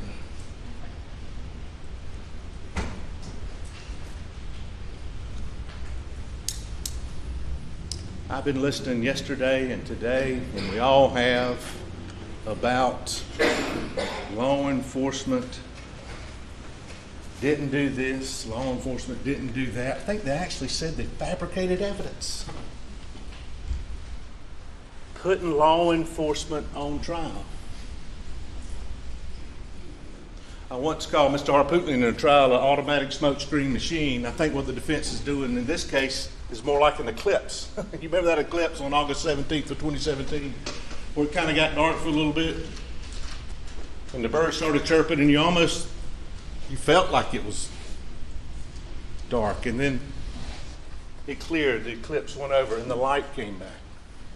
That's what the defense is doing, taking you away from the facts, from the credibility, and saying, wait a minute, there's an eclipse here, there's a smoke screen here, look at that. And somebody said the word offensive.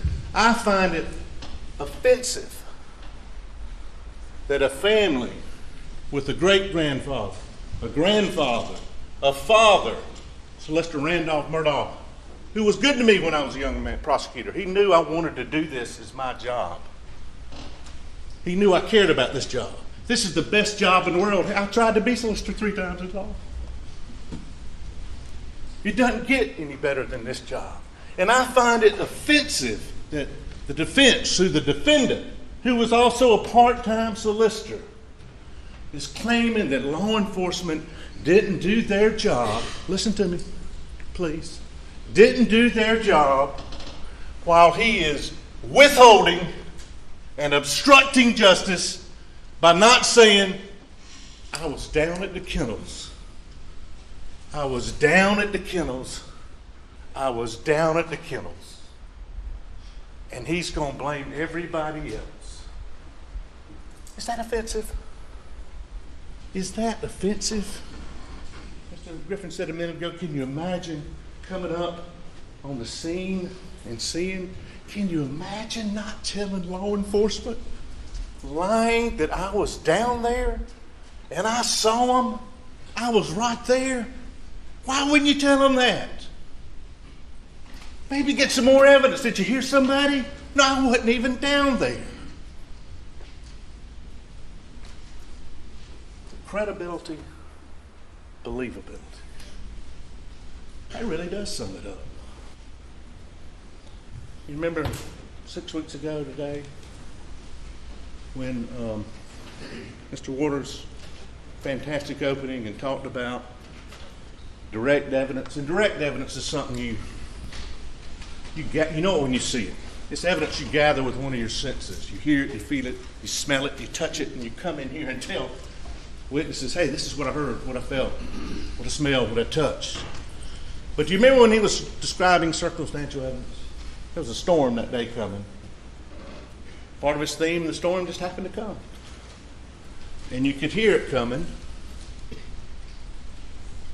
And then, during part of his opening, you remember it started raining? You could hear it. You could feel it. It's almost like circumstantial evidence morphed into direct evidence. And that's what happened in this case. Circumstantial evidence became direct evidence in many instances.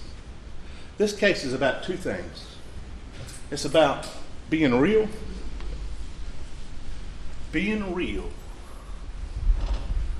and choices. My mama gave me a book when I was a little boy about the Velveteen Rabbit. I was actually going off to college, dealing with people and learning about people and tough times in life. Go get the Velveteen Rabbit and read it if you haven't already. But she just put in the front of that book, and I love my mama, always be real. Always be real. And this case is about that defendant never being real. And choices, which I'll get to at my end.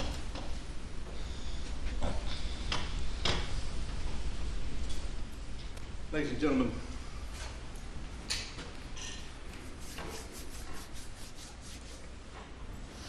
they blame everybody but Alex. Everybody but Alex. Let's go back to the first. I'm not going to bring it out. But this back here, the press release was sent out. There's no danger. There's no danger. What did Alex not do? They showed a tape there. He's asking the sheriff, I think, call Buster. First time he tried to call Buster, took the sheriff a while to get out there. You know when the first time he called Buster? It was about 40 minutes. Well, actually, he texted him, didn't even call him. Wasn't his first thought. Wasn't the thing after he did 911. It was later. Perhaps even when some of his friends had gotten there. Oh, don't call. No, right off the bat, if this happened, call my son. Call him. Buster, stay where you are. You with your girlfriend? Up there in North Charlotte?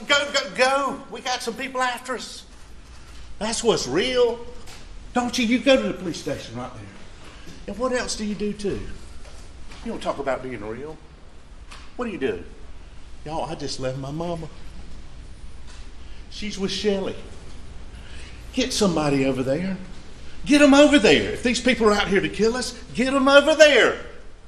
Go, please, take them right now. They're by themselves. I can't do that. That's why I took the guns. I can't tell them that. That's what's real. And he brings up the boat case right away. Right away. A year and a half previous. It's coming up for a hearing. Nobody's thinking about that boat case except Alice. And right then, he's using it to throw off. Here's your first suspect. Does that make any sense? They have a hearing coming up. They're going to look into resolve this thing. Nobody's out there thinking about a boat case on a Monday night. Anybody upset about that? Think about all the facts that would have to happen. They'd have to know both, as Mr. Waters said, somebody in the boat case would have to know that they're both there. They'd have to know they were there. They'd have to know that Alex just wasn't there. Oh, no, wait a minute. That he was there, but just for a little bit and went back up to the house. And they'd have to come. You know what? We don't need a gun. There'll be guns there for us to use. Yes, and that's great circumstantial and direct evidence. I'll get to that. They'll have guns there for us. They'll have guns there for us. We can use them. Does that make any sense whatsoever?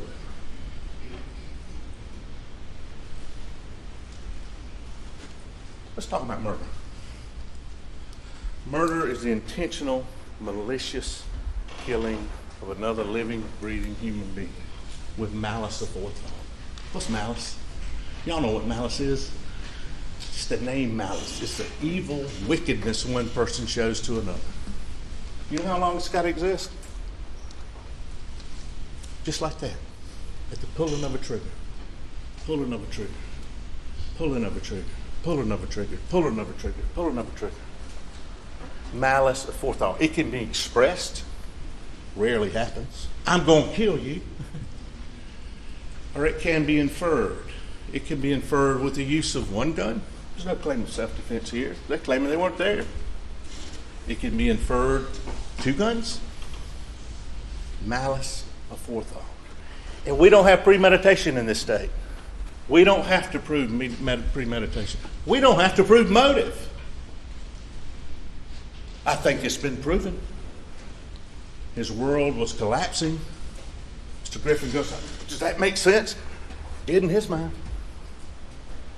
His world's collapsing. His world's coming down. This was the only way he could save. It's the only way he could save Alex. But if that motive, well, I don't know, is that enough? Don't know. We don't have to prove motive. We're certainly there. That's one explanation. But if he's down there and he's angry, just don't sound like a real jovial there. Bubba! Don't let me forget about Bubba. Bubba! Come here.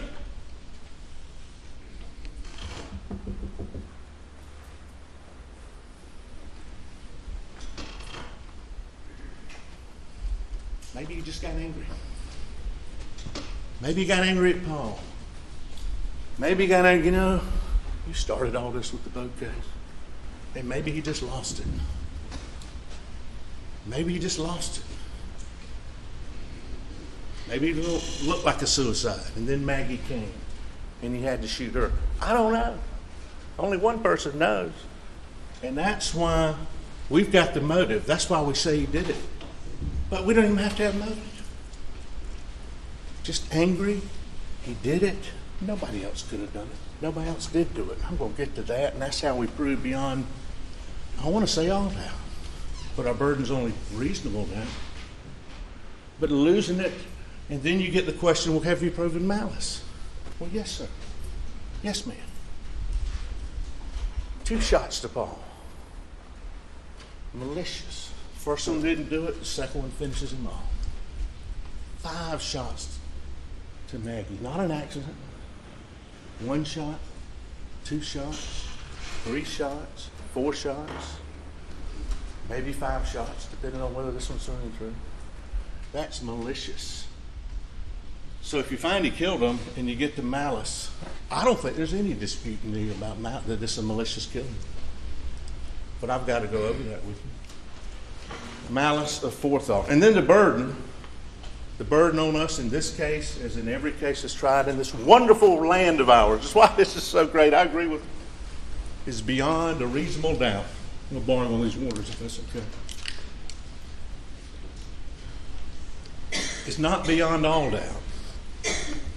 If that's the case, this courtroom wouldn't have been here historically as long as it had. The law doesn't describe that, and listen to His Honor. And I'm not playing up to him, he is the best. He's the law. Listen to him when he reads the law. Beyond a reasonable doubt. It's not beyond all doubt. We can't do that. It's beyond a doubt that would make reasonable folks hesitate to act. I was trying a retrial case years ago and reading reasonable doubt from this ex-solicitor, Solicitor Wilson, I'll give him credit, describing reasonable doubt, and he said, sometimes, you know, questions are just questions. You can't answer every question, and the law doesn't require it. If after hearing all the evidence, you don't, or if you're firmly convinced of the defendant's guilt, you must find him guilty. If, on the other hand, you're not firmly convinced, then you must find him not guilty.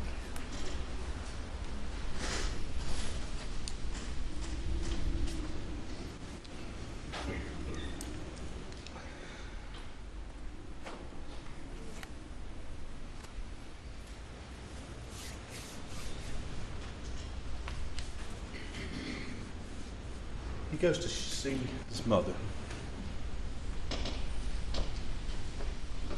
He goes, and you see the OnStar taking him up to the side, over near the smokehouse.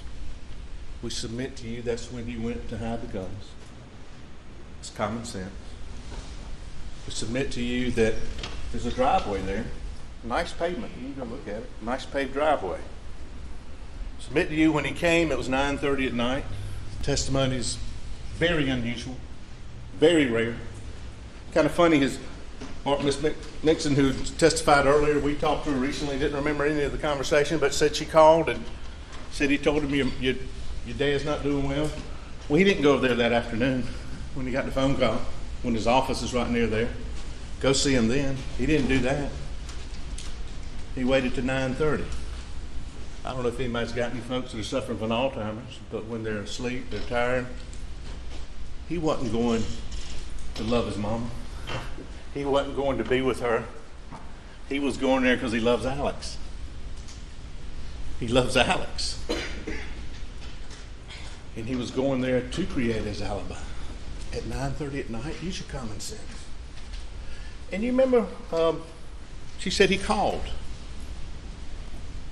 What happened after that? Well, it was about 5 minutes or so. At first I was thinking, well, that's when he was going to hide the gun. And the time frame over there is so important, not for how long he was from left to come back, but it's how long he was in there with Shelley. How long he was in there. Because that's when he was hiding the guns. The guns are missing, y'all. He was hiding the guns. And what does Shelley say? He didn't stay long. 15, 20 minutes. He left.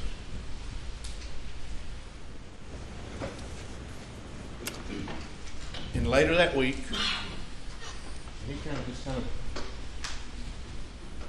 later that week, and I don't know which one in my mind right now, I'm so tired. But one of the days she came by, I think it was after the visitation, and he says, Shelley, you remember I was here about 35 or 40 minutes. Y'all remember looking at her up there on the stand?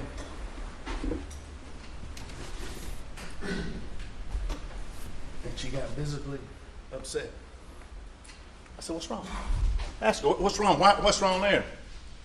Was he there 35, 40 minutes? No, sir. Why are you upset? It's a good family. You think she knew right then? He's coming back to say, hey, I was here 35, 40 minutes now visiting my mom. Shelley said, no. No, you weren't. So upset that she calls her brother, police officer in Yamasee. You think she knew right then? And that's real. That's real. Shelley's real.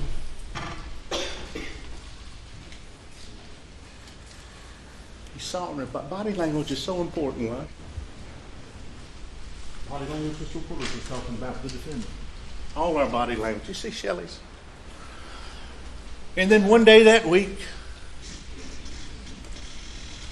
never before, never, ever before, it's 6:30 in the morning. Doesn't call. He didn't need a timeline to create for that one visit. Didn't want a timeline. Didn't want a record of that. He comes to see Shelley. You ever been over that time before? No, sir. What was he carrying? It was some blue vinyl-like. Remember I tried to what? It's like this. What did you think it was? A tarp. I don't know what it was. And they try to gloss over it now. Tell you one thing they didn't gloss over. You remember when she was on the stand? I said, well, have you talked to them? Have you talked to their investigators? Well, yes, sir.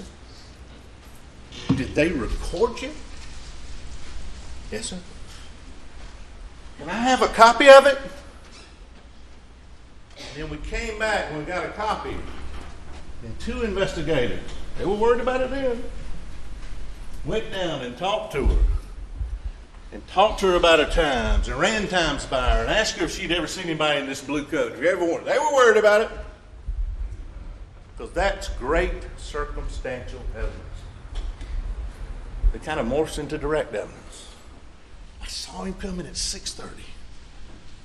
You even heard, they asked one of the experts, well, could it stay on there for 5 years, 10 years? Sure. This was days after the murder. Shelley sees him come in with a blue something. Well, where'd he go? He went upstairs. Why? I don't know. Did you see it later? Thought I saw it on the chair. Can't answer every question. Miss Mixon sure didn't see it the next day. Now I asked her, was there another tarp there? Well, there was a blue and silver tarp. Picture of it too. That wasn't it though. This was all blue. And the only other blue tarp that's in evidence, and I let it go in just so I could argue this right now, is the tarp that they showed Shelley that they got from Kmart. That's not real. This tarp, no. Looked like that. I don't know what it was. He had it bungled up. Well, lo and behold, when we find out this information, and they try to make a big deal about it, I think it makes it more pure. She's at a traffic stop or an accident or something. She tells the police officer, I forgot about this. You can't make it up. So they get a search warrant, and they go search. And lo and behold, crumbling in the closet is a blue vinyl something where you pull it out, and it's this jacket. You see how evidence of a fact and another fact that leads to the fact in question? I don't know why he put it in there. I don't know why he killed his wife and son. I don't have to say why. I think he did it to protect the one he loved the most, the one he really loved the most, so he could keep his lifestyle and not be embarrassed financially, and he wanted to keep going and loving Alex. I don't know why he kept that jacket. Maybe it was Solicitor Murdaugh's jacket. Certainly consistent. It might have been in that truck. I think one of the family said he kept a lot of stuff in that truck. Might have been out in that stump house. I don't know. But he brought it back in there and hid it.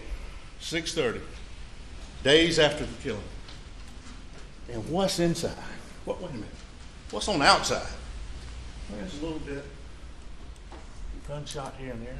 What's on the inside? The inside. Minimum 38 particles. It got so much that Megan Fletcher finally said, you know, we get, I can't remember the term right now, we get so many, I just stopped. I'd have been there for days. Gunshot residue. Inside the rain jacket, the blue tight garment that Shelley said, I saw him carrying something like that. He got rid of the guns, and he's hiding it there for some reason. Thank goodness he did. Because thank goodness for Shelley for bringing that in. That's what he disposed of the guns with. And he went out of town. She said he left, and before that, she thought he'd left. He came back, and he had moved to ATV, and then he said he was in another truck, and he came back, then he left. He's disposing and hiding whatever he was doing with that evidence. Only one person knows. But that blue rain jacket, that tarp, is incredible circumstantial evidence that we ask you to consider when you go back there. Is Shelley making that up? How could she make that up? How could she know there'd be a blue tarp in that closet? Same closet, he went stairs, he went upstairs. We went upstairs. I can't explain the tarp on the chair. Don't have to. We can't answer every question. That doesn't mean it's not reasonable doubt. She saw a blue tarp light. It was in that closet. It's got gunshot residue on it a few days after. Maggie and Paul were brutally murdered. And that's consistent with every reasonable hypothesis. And you know the thing he told Shelley?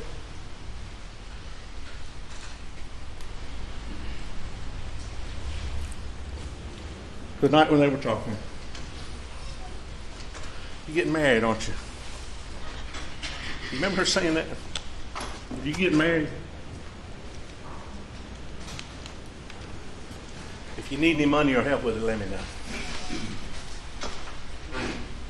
It's incredible timing. Oh, and your job, don't you work for the school? You know, I've got friends down there. I can help you on that if you need. I was there 35, 40 minutes, wasn't I? Can you make up the sequence of facts that lead to the conclusion he's trying to get her to say, I was there longer. I wasn't outside longer. Blanca.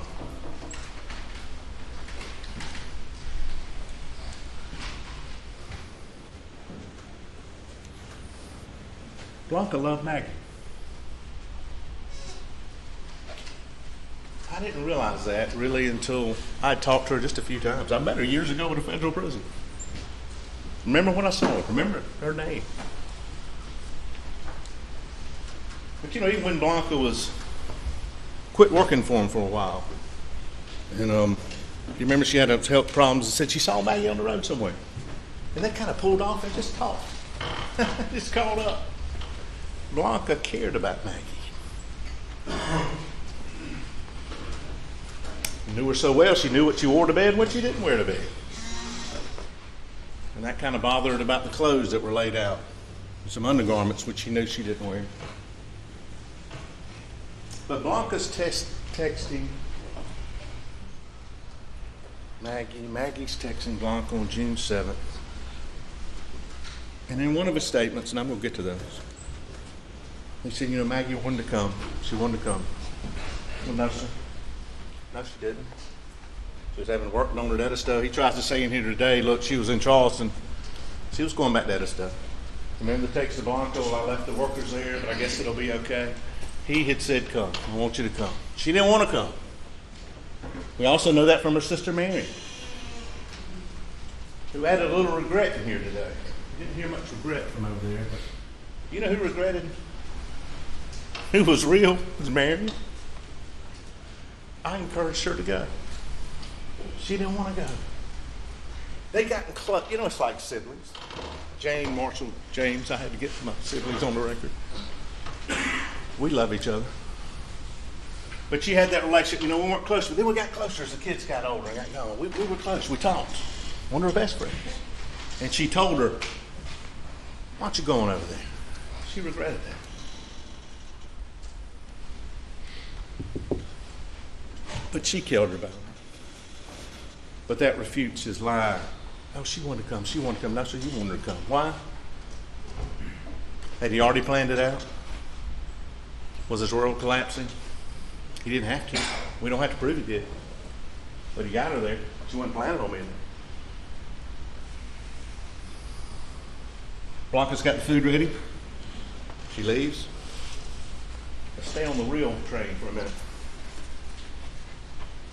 She goes home. She gets a call sometime that night. And this is real. What does she do when she hears? She drops the phone. Remember that? Her husband had to get on the phone. She dropped the phone, real emotion, because she cared about Maggie. That's real. And you remember she described that day when she left Alex leaving, and I put his shirt up, got his collar, helped him with his, I assume it was a blue jacket, I don't know. Described the shirt. Remember, just kind of tucked it in.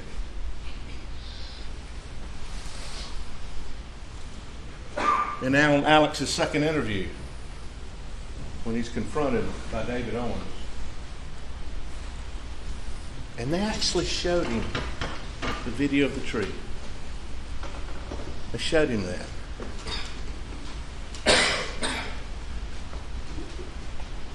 When did you change?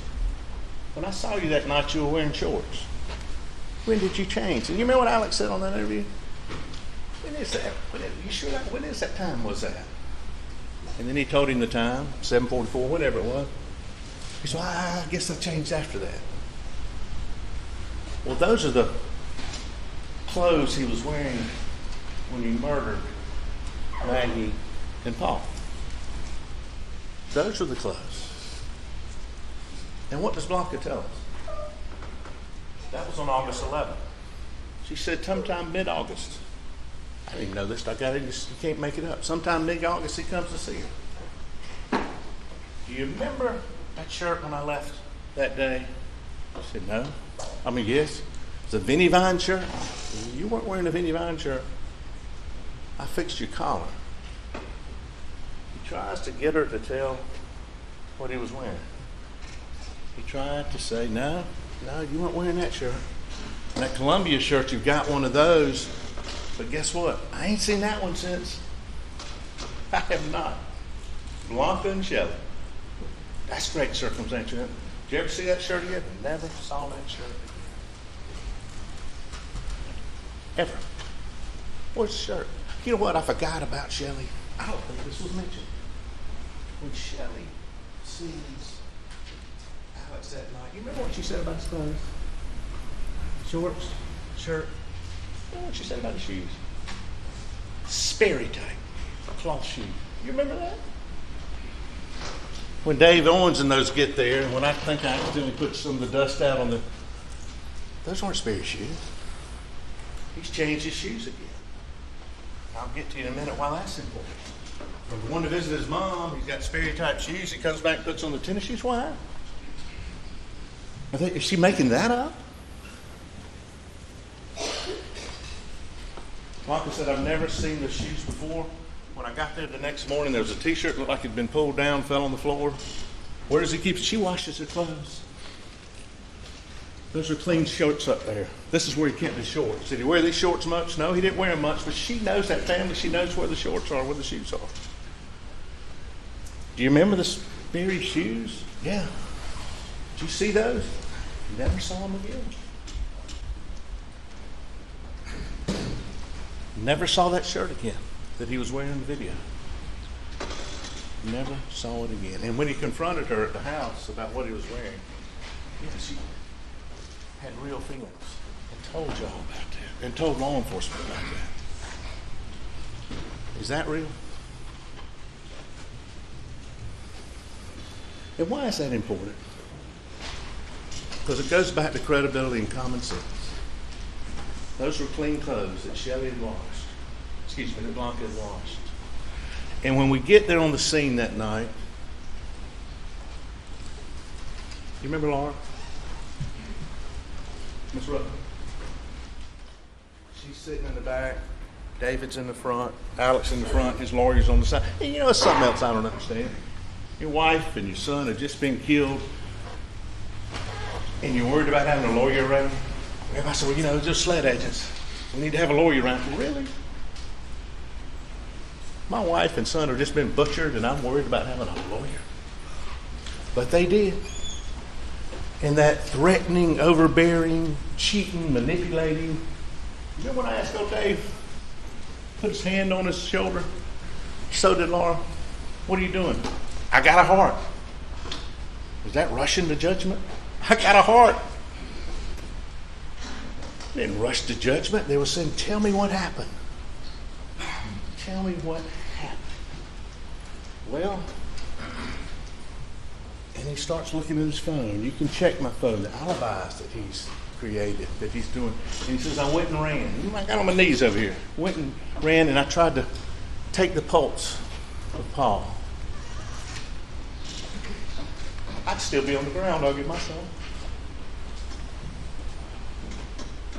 And I tried to turn him over. Trying to take his pulse. Really? I went to Maggie, checked her pulse. And you can't do that in the 20 seconds he's now trying to say you can. You can't. And they've tried to change that. And he never did it. Because what did she say? What did Miss Rutland say? He was clean. He was clean. He was clean. He was clean. He washed up. Yeah, and you hear the water running in the dog video. You hear it. He'd washed up.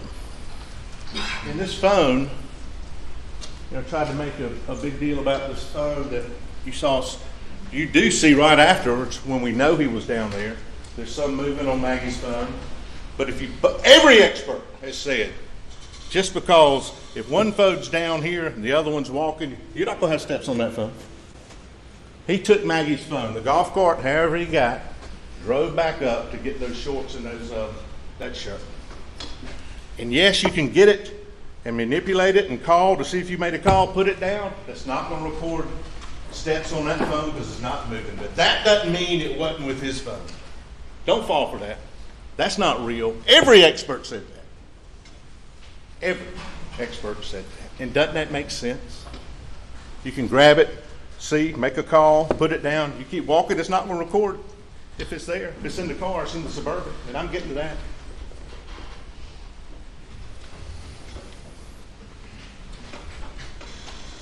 So what happened? And this is why I asked Miss Rutten. And they're bringing in drug use. If he did as many pills as he said, he'd be dead. You can't take that many pills. That's your common sense. But why I ask her this, and I'm asking, I want to look at every one of y'all. Tell me what he was like in that car. You've got the video. Did he appear to understand you? Yes, sir. Were his answers timely?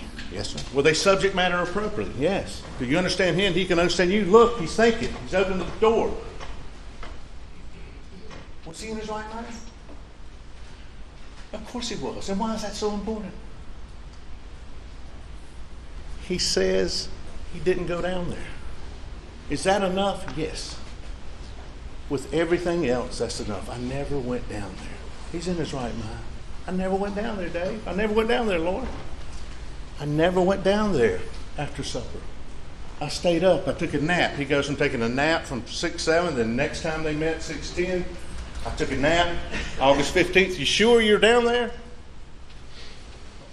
Or up there taking a nap. I took a nap. I never went down there. Never, ever, ever. You think he would have taken the stand and said, you know, I was down there, y'all, if that video hadn't come out on that phone?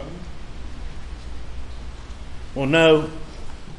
Now, under Mr. Waters' cross-examination, I lied. Why'd you lie? I wrote it down. I'm still not clear.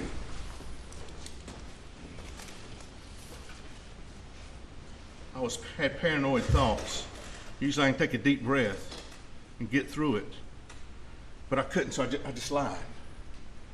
Once I lied, I continued to lie. And he continued and continued and continued until 627 days later when he took this stand, the first time he'd ever told anybody. Anybody.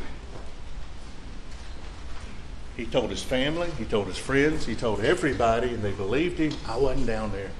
And why is that so critical? That's the time of death. That's when it happened. That's what the records show. That's when the conversation, yes, it is important. Paul, who used his phone all the time, Paul was in a conversation about the dogs, interacting. Well, send me the picture. He does. And then it stops. Yes, that's when it happened. And then Maggie's phone. A little bit text. She reads that text. I think she went to her car. Y'all decide. Nobody knows. One person knows. She goes to her car. And she's got some rings there she's putting back on. I think she's got 2 rings there, and she's putting on another in the car. Maybe they've been working in the kennels. There's one shooter. There's only one shooter.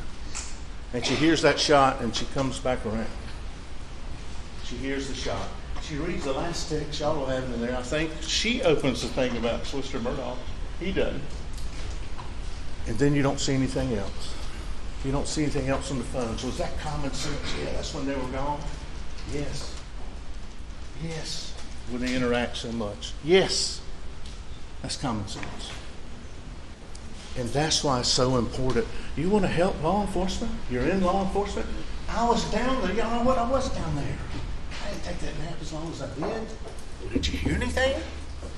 Why would you not give that information? Okay, then the 10th, with his lawyer, Mr. Griffin, in the car. Did you go down there? No. Look at him. Is he coherent? Is he under the influence of anything? Is he withdrawing? No. I want to help you. I want to help you. And then on the 15th, here's this video. Here's you in the tree. Now, Rogan says he thought he heard you down there earlier. Well, I don't think so. Why not say it then? Think about it. Well, it's just Rogan's word. Does that make any sense? Just Rogan's word. No, sir, I can handle that. He made a mistake, like Shelley did. Like Mom couldn't close. No, sir. I can handle that, though. But when the video comes out, he's stuck. He's stuck. I'm going to try to wrap up.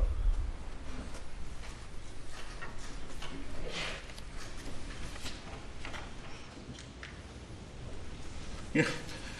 Yesterday morning at 2:53 in the morning, I don't sleep much during trials, but I kind of woke up. And what he did when he took the stand was corroborated that he's a liar. He corroborated the fact he doesn't tell the truth. The one thing that was more important than anything.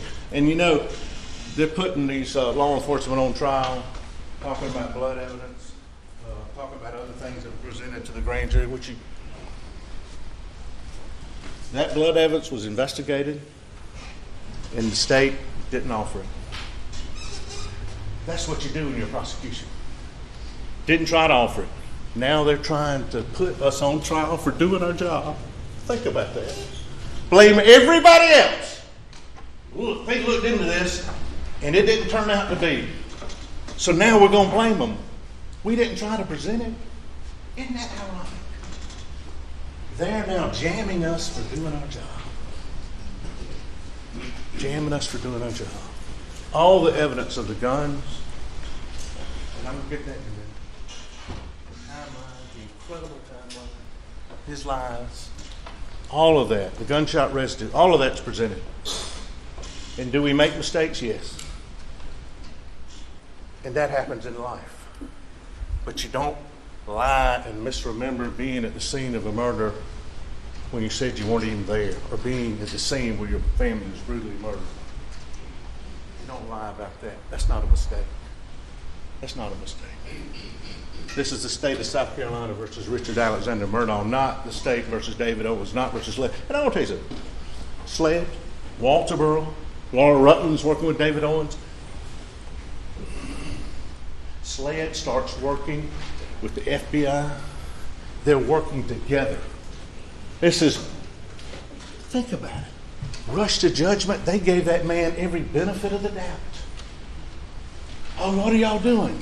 How's it going? You remember that third interview when he was, David Owens said, well, and I submit to you, they're taking those interviews where he's trying to come find out what they've got on him. Well, how's this thing looking? How's this thing looking? Well, we've got some shell casings. By Maggie's body, out over there where y'all shot in the range, and some shots out there by the side of the house, the shell casings, they all were came from the same gun. All cylindered in the same gun. You think if that didn't, they could find an expert to refute that, they would have? And Alex says, oh really? So the gun was there? Yeah. You see his reaction?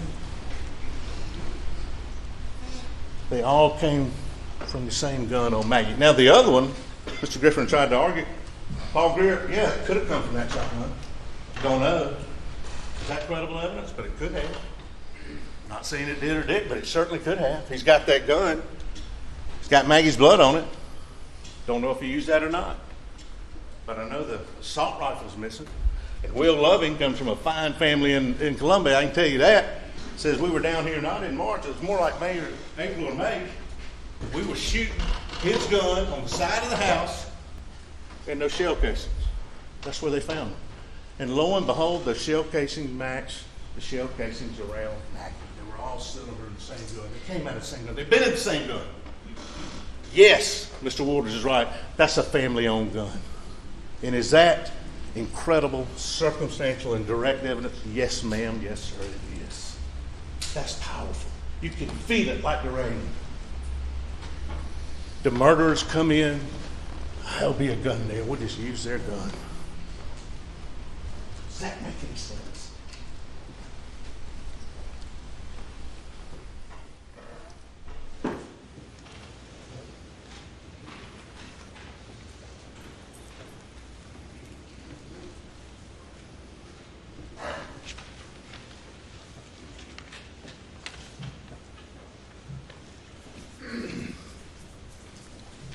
Y'all too young. You ever watch Columbo? When I first looked at this case, this is an episode of Columbo, except this is real. And you get to see one of my heroes, the detective. Didn't always look that good, wasn't all that. But you got to see the crime, and then you got to see him figure it out, and the mistakes they made. And that's what happened here. He killed him. He thought he could get a timeline, but it got him. Within 20 seconds, he's texting Maggie when he's passing the location of her phone. Is it common sense? He threw that phone out, called her, and threw it. Threw it, and the orientation didn't go on. They said, if you pick it up, yes. Yeah, we had somebody come in here, you throw it rough, and it doesn't come on. And what are the chances it's anything else? He'd almost had to bump into him. Almost had to bump into him. And you take his new story, I was down there till 8:50, whatever, go up and take a quick nap, come back. He didn't hear the shots, just happens to come back. It's common sense. Don't leave it with you. Take it back there with you. I'm down there now. My wife told me this. I'm down there under this new story, and the deal was to come talk, go see my mama at 9:30. And you're right down there. You've just seen them now. When you said before you hadn't even seen them, don't forget that. And you go up to the house. Why don't you say, hey, Mags, I'm going to go see Mom real quick. just a few minutes later. No. You go up there, you take a quick nap. You know what? I'm going to try to call them, let them know I'm going down. Does that make any sense? And then when you get to the Y, you'll see the light. When y'all went out there yesterday, those trees are much lower. Go back in and look at the way it was. And I think even Buster said when you get down there, if the lights are on, you can see. Why don't you just go right over there? Hey, I ain't going down there. No? Doesn't hear anything, doesn't do anything. He just takes off. He just takes off. Does that make any sense? We've proved that nobody else could. With that timeline. Does it matter when he's rushing back? Yeah. I doubt he's ever killed 2 people before. So he's not thinking, he's frantic. Puts the wrong 2 shells in the gun. Coming back, he's got Maggie's phone. It had been sitting there, that's why the steps weren't on there. He's moving. He gets it. I can't take this phone with me. He's a lawyer, so he tosses it out. That's the only thing that makes sense. And what did he say about Paul's phone when he went up there? You know, I started to get it, I didn't know I got it out, and then it kind of just popped out too. Does that make any sense? You've got to evaluate everything. If you can't believe somebody's credible on one thing, how can you believe them on the ultimate issue when they said they didn't? When the only thing they corroborated for you throughout the investigation, throughout this trial, and throughout Mr. Waters' cross-examination is he's a liar. And that's all you can judge people on.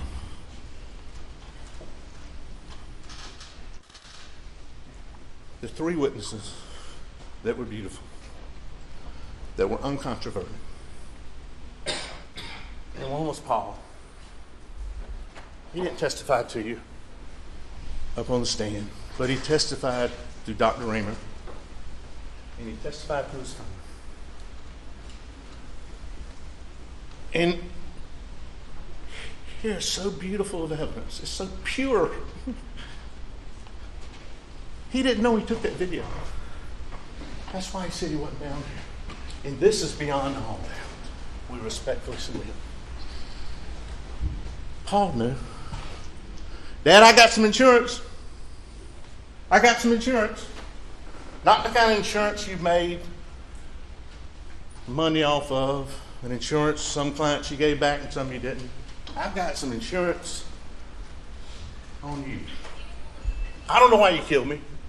I've made some mistakes. You heard a lot of good things about Paul too. I know I put your life, open your life, your fake life with this boat case. Your finances are coming out. I know that. But if you go lie and say you weren't down here, I got you. I don't know when it'll come out. Maybe you'll go ahead and lie. But this is going to come out. Paul had that insurance on him. And maybe that's why he was worried about that phone. And you can't make that up. Because you remember when I asked David Owens, does anybody else in the world know that that video was out there except Paul? No, sir. And that's incredible evidence. And it did sit there until law enforcement working together, the states, the local, SLED, everybody, got it out. And that's great law enforcement. Thank you. Yes, and that's when the case changed, along with all the other evidence. Maggie testified to you. He shot me here. He shot me here. And look at all the shell casings around me. Y'all look at them. They're the same ones that Will Loving shot with Paul. They're the same ones that have been shot down there. Yeah. They came out of the same gun. That's great direct and circumstance. And finally,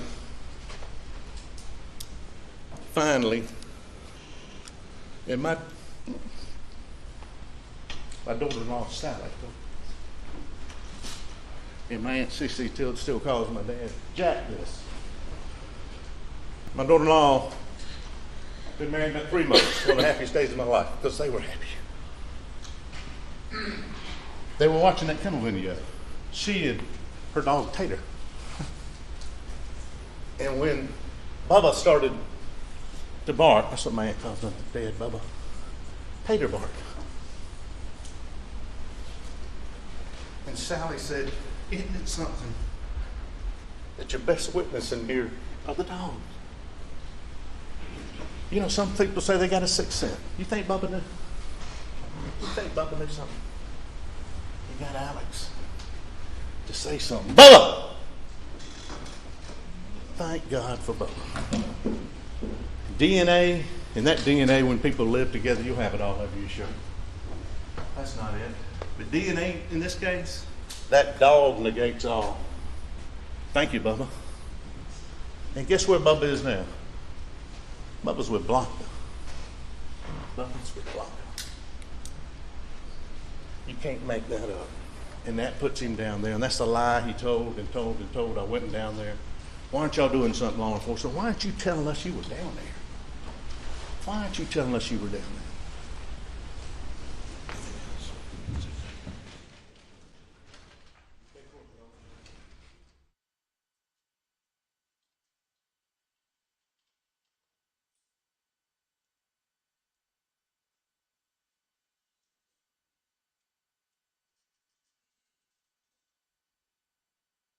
Thank you.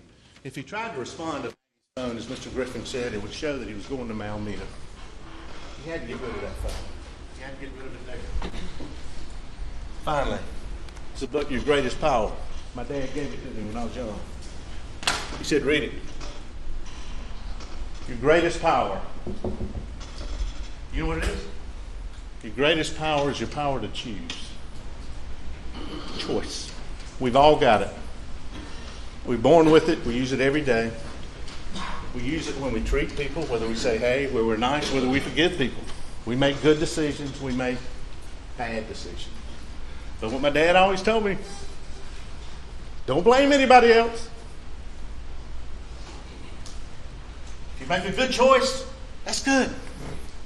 Don't get too cocky. Be humble, but that's good. But if you make a bad choice, you're responsible for it. There are consequences. It's your greatest power. And for whatever was going on in his mind, his world's collapsing. It's coming down. All these worlds coming down financially. He's confronted that day by somebody's law firm. Where's this check? He's got another hearing coming up. It's motive. Don't have to have it. But yeah, it's there. And is this rational? When he said that, is that rational? Was it rational to be on the side of the road and claim you're shot?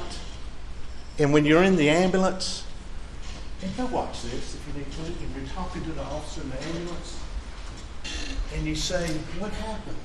Oh, by the way, he wanted to kill himself. He called 911. He called 911. When he told the officer in the ambulance, well, what happened? Well, some guy shot me. He even did a sketch. He faked the sketch. But what did he tell the guy in the ambulance? It sounded like a shot.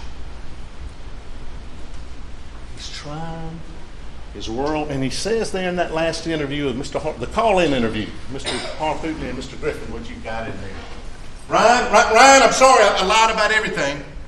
I was under a lot of pressure. Had a lot going on. Really? Your wife and your son were murdered 3 months ago, and now this is the real Alex. Well, my world's coming down. My world, Alex's world is coming down. Been confronted by his law partners. Losing his job. Now it's me. My world's being affected. Not about that, but now. And I'm sorry I lied. I've lied about everything. Richard Alexander Murdaugh loved, I think he loved Maggie. I think he loved Paul. But you know who he loved more than that? You know who he loved more than that? And who he's going to make sure that life, wanted to make sure that life, he loved Alex. And he exercised his greatest power of choice to make sure that life continued, or try. And it couldn't.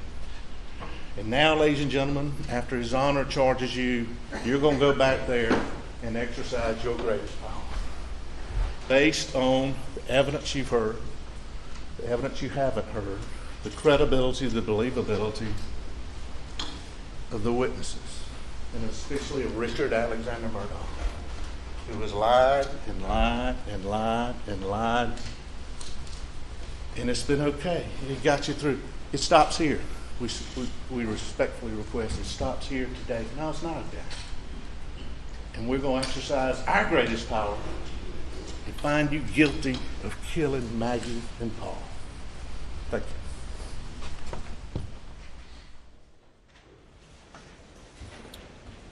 you. Ladies and gentlemen, you've now heard the evidence and you have heard the closing arguments.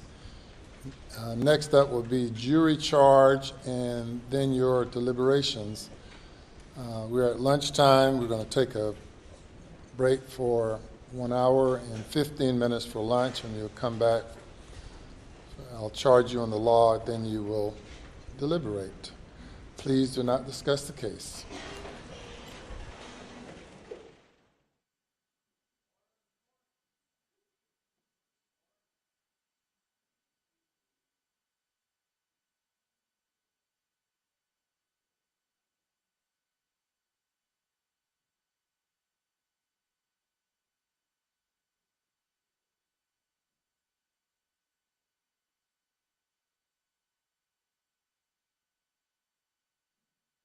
Seated.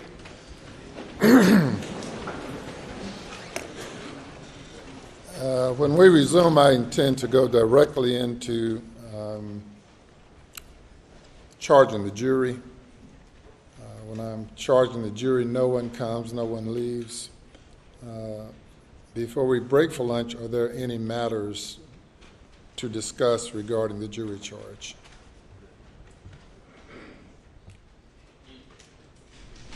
I think the state emailed a revised charge on the other pending charges, which we did not have any objection to. I don't know if Your Honor. We received it and incorporated that into the charge with correcting a typo here, typo there. Yes. We don't have any additional charges or any objections. And without addition, we don't have any either. All right, we'll be in recess for 1 hour and 15 minutes. All right.